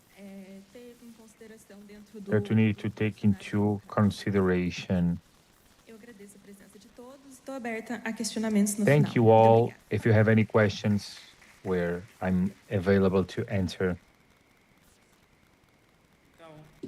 Obrigado, Maria Teresa. E agora passo de moderador para apresentador. Going from moderator to speaker for my last presentation of the panel, and the title is Narrativa das emoções na cultura política da direta Narrative of Emotions in Culture, of populist initiatives in Portugal and Italy. Manuel Cruz and Lisette Monica from the Faculty of Psychology of University of Coimbra. This research, like all of them, are part of this project. It's a project that I will not discuss extensively. You have QR code, you have a link. We might even talk about it later. During this presentation, I would like to discuss a study that we've just published, whose QR code is in this slide here. A sua proposta de investigação, os métodos There is a proposal for review, the methods and the holistic of the narrative of emotions, data analysis, reaching some conclusions about it. As we are aware, and this has been mentioned already today, we've seen an increase of the erosion of democracy, and at the same time, an arisal of populism, especially in Europe, but not just, from the far right or radical right. And so, it would be important for us to realize why people would vote this kind of phenomena. To do so, we decided to go into the dimension of emotions, not because we thought it would be a prevalent thing, but because we thought it would be as important as the rational dimension. Altogether, provide human cognition. Moving forward with a review in the literature on populism, it is seen as a spectrum by democracy. These are classical papers. This is known. It's almost like a shadow, you know. But we have also been looking at populism as something that allows for engagement in democracy, the activation of the population in terms of social issues. The Essex thought by Nestor Clau. We wanted to see what was being studied within literature pertaining emotions. So what we found was a focus in negative emotions as a priority, and above all, on the side of the supply and demand, especially on supply, the political leaderships. What we think is that there is a narrative between supply and demand, political leaderships and the population, on which this phenomena can actually become successful. So we have analyzed populism with a methodology that has been inaugurated recently by a Spanish linguist called Manuel Alcántara Plan, using the three dimensions of Professor Kashmou that have been presented before, that you can see here, to focus on the categories of information. We wanted to see what was the political culture of the radical right in terms of supply leadership and also demand, the people. We used a mixed methodology with a survey, questions that I'm about to share with you, where we've asked people many questions about these categories that you see in the slide: democratic system, power structures, the role of the media, and the state of the art within politics in Italy and Portugal. We've also had some questions about these scenarios. We've asked people what they felt, not what they thought, but what they felt pertaining authoritarian scenarios where there was an increase of immigration, anti-corruption, and the usage of the referendum. Negative and positive emotions, and we were then analyzing the interviews that were structured in terms of political leadership, starting from those same categories. And the methodology that we've used include interviews to 14 MPs of the biggest parties of the radical right in both countries, Chega for Portugal, Fratelli Italia for Italy. And in the survey, we collected 1,010 valid answers in Portugal in the election campaign of the last national elections, and 890 in Italy during the election campaign for 2022. So in the last legislative elections, and to analyze the answers, we've used a tool generated by the School of the Geneva called Roda das Emoções, Geneva, the Wheel of Emotions, and we focused on 8 of the 20 families of emotions that have been identified by said school, which are the ones that you can see in red. And we did so from a concept that is quite clear to us. It's a way to reach knowledge by hypotheses, and that concept is the narrative of emotion. In the paper, you can find that definition mentioned in the same article. The narrative of emotions are characterized by long-term emotions, many emotions that are connected to the identity and collective identity, where we distinguish between individual and collective, and focused on the collective ones, and that come from narratives that are cognitive and affective, that are connected to objects. This means the philosophy of Sarah Ammon, so a feminist philosophy developed specially to study emotions within society, starting from this awareness that emotions are never existing without being connected to a social object.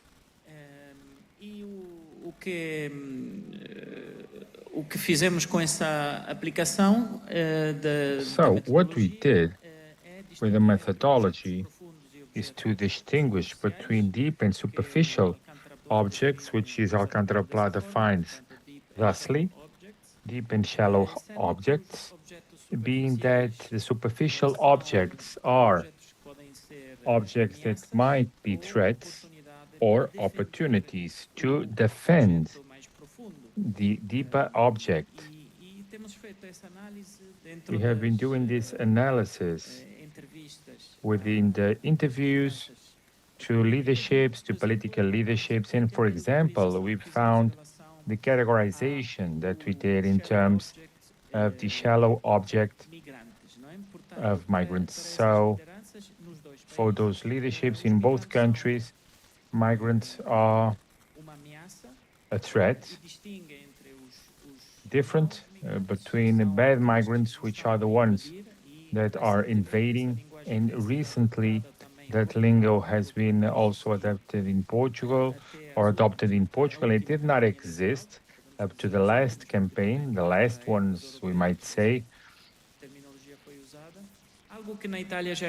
Something that in Italy was much more frequent, we are aware.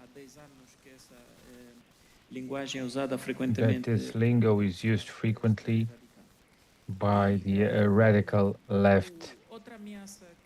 Another threat that they identified were these structures from the left in a more connected manner. And alternatively, they would bring their own party as an example of prosperity, of democratic prosperity. And we see the emotions that are connected to those objects, which are superficial objects, that are threats to defend deeper objects.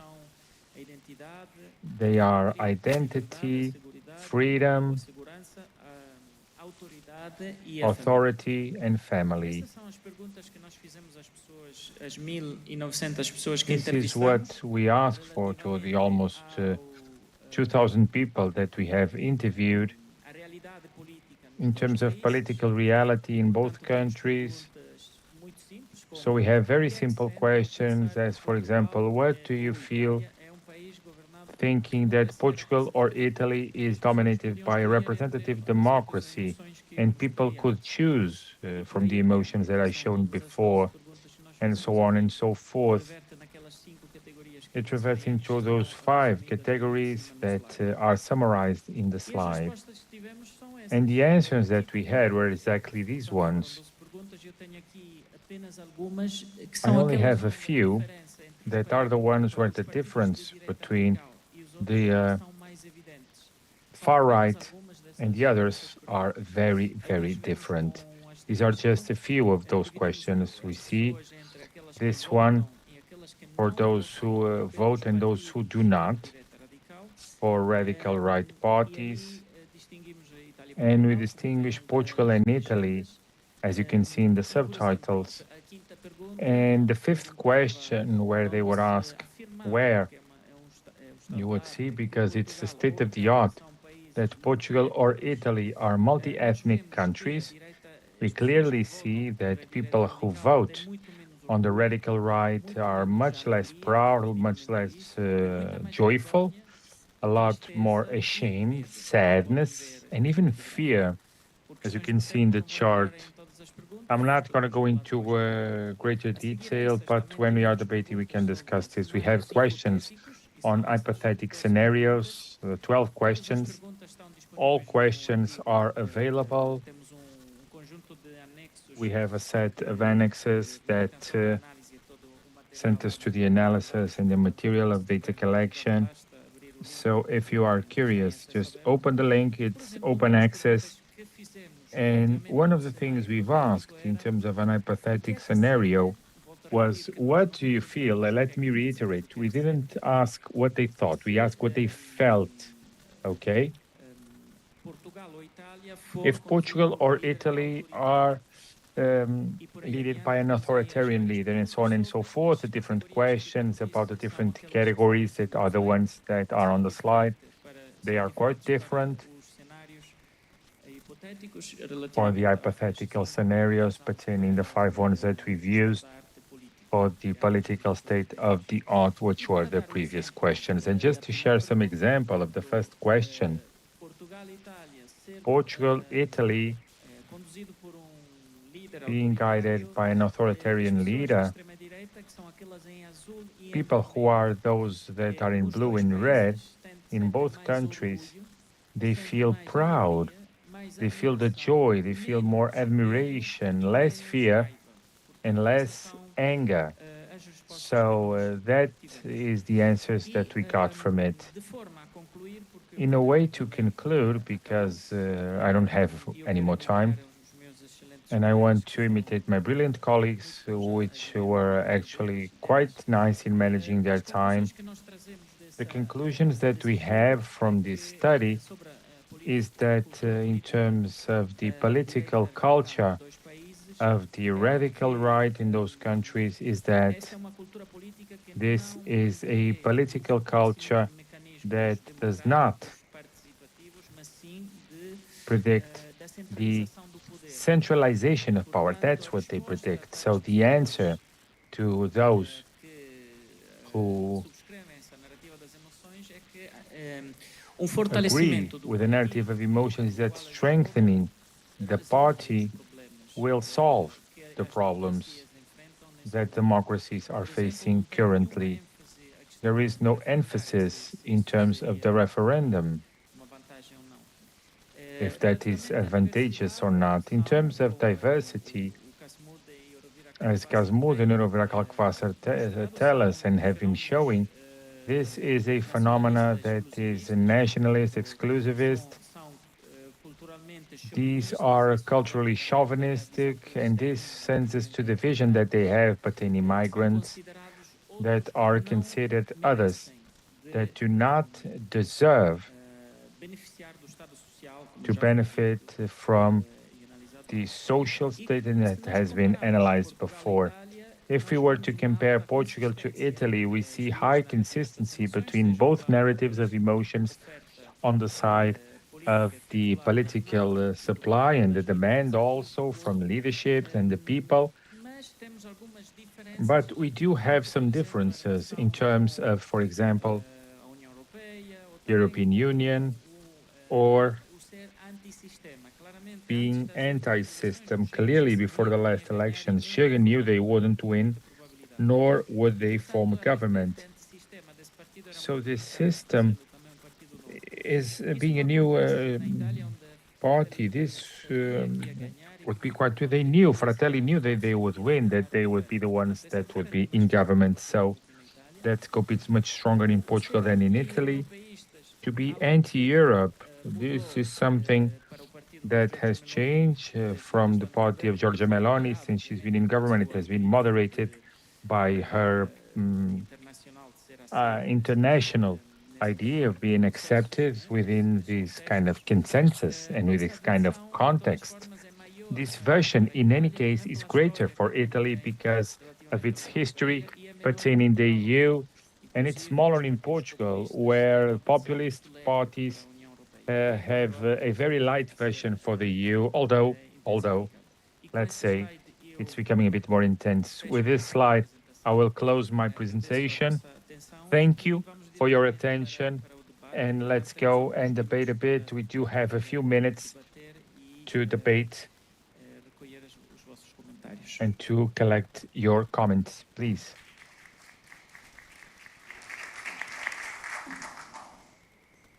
Eu acho que na sala vamos ter microfones, temos aqui já alguns também para responder às perguntas, estão aqui as colegas, portanto, tenho uma luz muito forte nos olhos, mas acho que consigo ver as pessoas, portanto, quem quiser intervir... Well, now it's the time for Q&A. Please just raise your hands. You can ask questions pertaining all presentations, but also to more than one. It's not exclusive. And you can also comment, not just questions, also comments, okay? Digam apenas o nome e... Tell us who you are. Da Universidade Rural do Rio de Janeiro. Agradeço pelas apresentações. Thank you for the presentations. I do have two comments in terms of what the Brazilian colleague said. Quite interesting. Jacqueline spoke about that separation between cycles and pacts. That was quite interesting. But in terms of the two papers, I have some questions in terms of the basis that you have been using to establish in such an evident manner that Lula government is populist. This is a debate that we have been having in Brazil. I don't know what kind of categorization and characterization you have been doing, because of course that this came about in literature, especially in international literature, but there is a consensus in the country that, well, using categories, theoretical categories, it doesn't check the boxes, you know? So, and tax populism, this is something that goes about in the media, and they use it the way they want. So, okay, if you could go and have this debate. And thank you for your presentations. Thank you. I don't know if you have anything else that has to do with this or any other questions that you might have. I don't see anyone else, so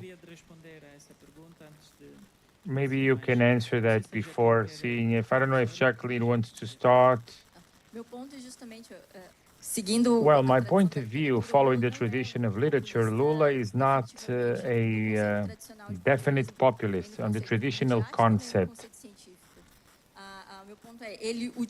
But he has used policies that literature of development, of new development, whatever, by the school of Professor Bresser Pereira, that usually calls it a tax populism. But my second item, it's the usage of these two expressions of this economic populism. It's anachronic.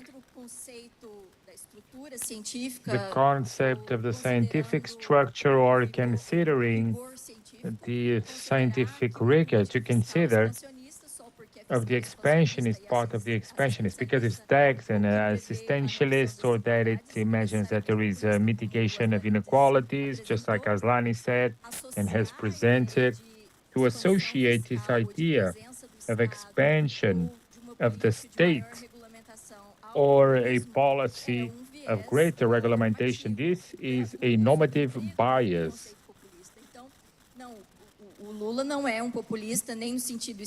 It's not a populist in the stricto sensu or the mediatic concept, including trying to associate the fiscal politics or policy to a regulatory one. It's an influence of this neoliberal context of trying to associate to assistentialist of expansion of the state of well-being that the media see as being negative, which is the concept of populism. Just because it's expansionist, just because it tries to provide assistance to a social group that's fragile, that would be a minority, so we consider it to be populist. So when we assess or try to separate the scientific concept of scientific populism and in the media, I don't think that historically it is fair, because the concept, if we were to look at it, it comes about in the beginning of the 20th century. It becomes popular in Brazil because of the media.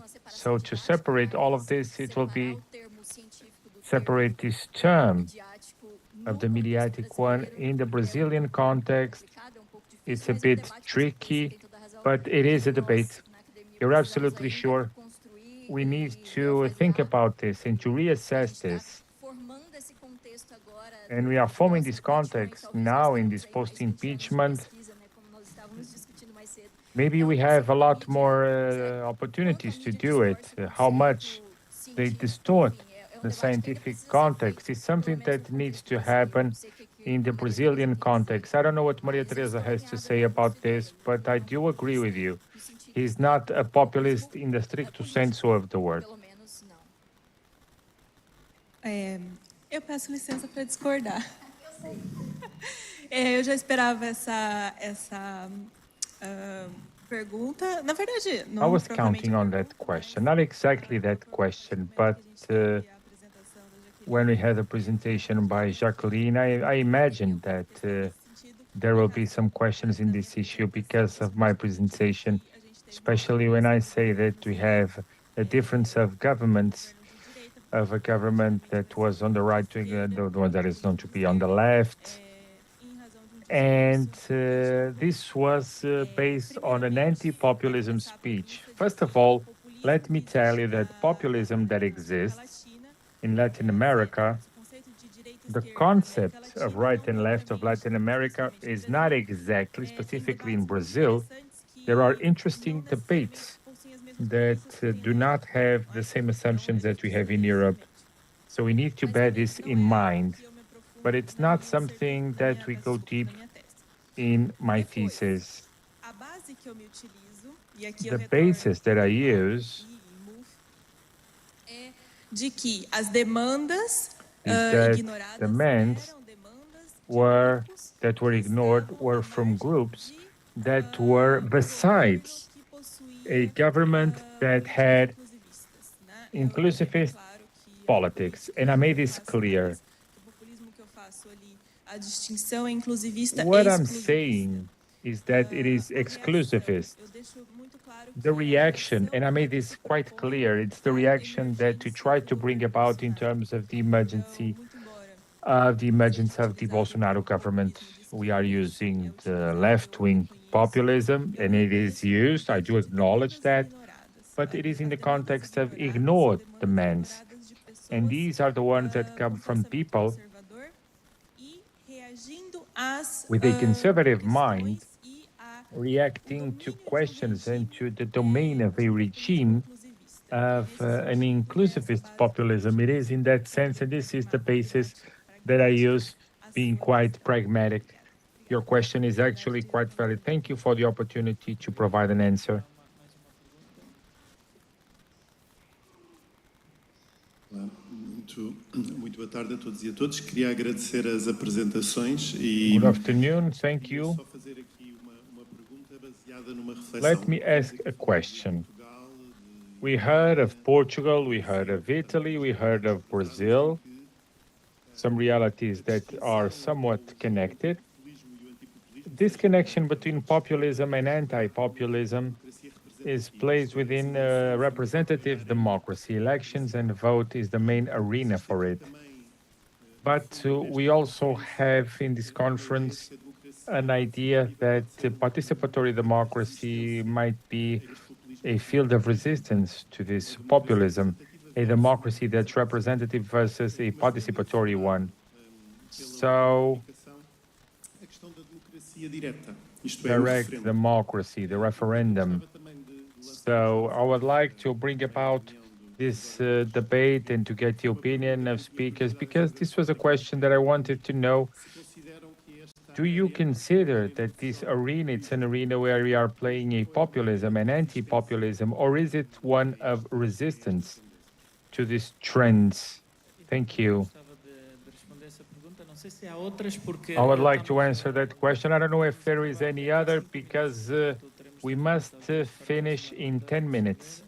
We have time for one more round of questions. So do you want to ask it now or do it now? Yeah, that's the best way to do it. So 2 questions and then we answer to the third one all together. In relation not only whether participatory democracy, as we are trying to approach it in this conference, can be a resistance port to this, but I wanted to add the local to it. Have you had any feeling that this can be interpreted differently or can have different results if you look at it from a local and territorial perspective. I'm curious about that. And I mean, I realize it's not part of the presentations, but I'm wondering whether you could reflect on that a bit. Thank you. And the last question. Merci beaucoup. Je voudrais que vous puissiez me préciser, on a parlé de... Thank you. You are talking about populism, anti-populism, the difference between between extreme positions in populism. Lately,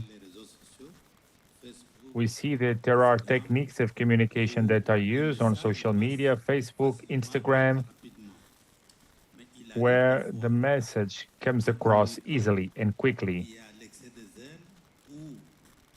But sometimes, by communicating thusly, there are communications where the government uses Facebook pages, where there are a lot of lies. And this creates an obstacle to the principle of innocent until proven guilty.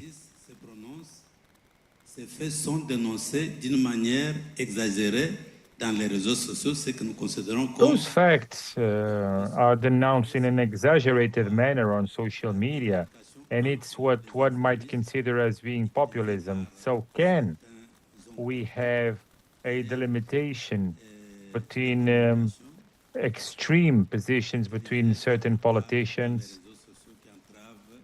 and communications that are used on social media that might be actually a problem for human rights? Duas perguntas, não é? Reforçada a primeira, reforçada também a última. Let me answer two questions, namely the last one. In terms of the participation within populist phenomena, we need to look to the left and not to the right. That's on the website of the project. We have a research that has been made, for example, in the parties Podemos and 5 Estrelas. We know that 5 Estrelas is a movement not necessarily aligned to the right or to the left, but the truth is that in a given historical moment, in the decade of the year 10, they would show a greater proximity with the idea of democracy, direct democracy, because both entities have created a digital platform that would allow people to participate directly. But as they came into the parliament, they have created an interaction between people, or at least that was the intention, and the representative entities. I've studied the 5 Estrelas movement on a local level. And what happened is that there was a participatory dynamic in its local course. And currently the movement, I don't think it was populist within that dimension. It was popular. There was an increase of the participation in that dimension that was fully eradicated as soon as the party gained ground. When I brought together this analysis with Spanish colleagues, we did a comparison, and it's exactly what happened with Podemos. So, as we look at participatory dynamics, we see that democracy, representative democracies, at least within political phenomena with the ambition of winning elections, the so-called movements, but they are parties. Within the parties, the clash, the shock between the participatory representative dimension is so steep in terms of what we have been seeing. It destroys the participatory dimension.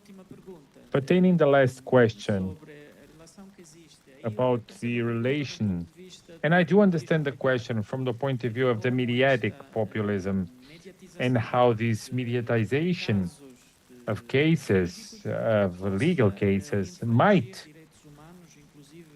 infringe human rights, namely, or simply, from the right to legal defense. And it might destroy the reputation of a person. And this is what I do understand that you wanted to ask in terms of authoritarianism. If I properly understood your question, I think there is a strong connection, and each time we are getting more and more studies on the scope of research of political communication, focusing on that dimension and how, in fact, the media has a huge power to obviously convey moralist notions of specific cases, as, for example, the ones that you were discussing. But we are going towards a dimension, speaking about social media. But there is a different dimension which has been studied also, which is the usage of social media. The difference between both is that we are talking about the general public, which is accessible, and, for example, on TVs or newspapers. And secondly, we were discussing what the experts from the field of communication call the echo chambers, where people who have the same idea repeat the same kind of demand. And that is the dimension that is used the most by political parties, especially those that create those echo chambers where communities already agree on a certain political stance, and they are repeated so that everyone that is identified with that political view do buy that reading of facts. And so, yes, it is a relationship that is quite substantial. And if we talk about the right to freedom of expression as a human right also, we see this counterposition of human rights, the right to freedom, of having a legal defense on the one hand, and on their own reputation not to be crushed. And on the other, we have the right, the sacred right by Elon Musk, for example, which is the right to expression that cannot be prevented by anything in the world, which brings us to the freedom that he gives to X, Twitter, of talking about anything without any breaks. This happens depending on the narratives.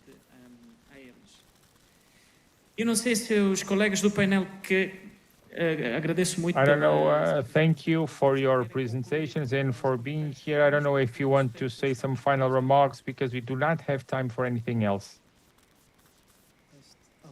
Eu gostava só de concluir, muito em jeito de conclusão, ali em relação ao comentário do senhor, é que esta questão do populismo... In terms of the gentleman, what he said, in terms of populism, representative democracies, this has to do with the definition of the concept of populism. And this has to do where we can consider Lula to be populist or not. From Laclau, for example, saying that populism is the articulation of social demands that are formed with a chain of equivalence that challenge the elites or the status quo. This is basically describing the democratic action. It is a political logic.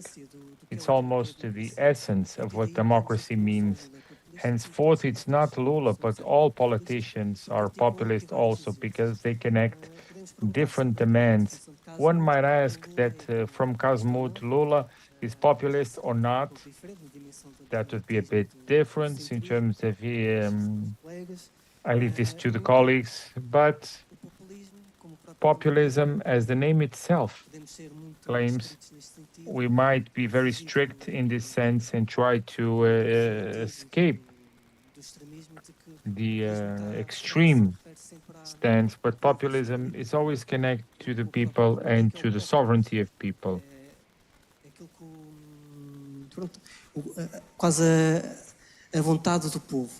It's almost the will of the people. Notwithstanding, what's at stake here is that starting from the moment where these phenomena are not democratic anymore, they are not populist also. So one might adopt this posture saying that populism has a democratic component to it at the core, and when there is no notion of populist phenomena, it's different. And this is a very different view on what is populism, what is extremism. So this is very necessary in the academia, where we need to work with specific definitions. Como caso também refere Sartori, que diz que pronto, nós temos de trabalhar com definições Like concretas. Sartori says, we need to work with specific definitions, Então as coisas perdem o seu significado. or things will lose their meaning. Thank you. We hereby close this session, and we are aware that dinner is ready. Thank you once again for being with us and for everyone who put together this brilliant conference. Thank you.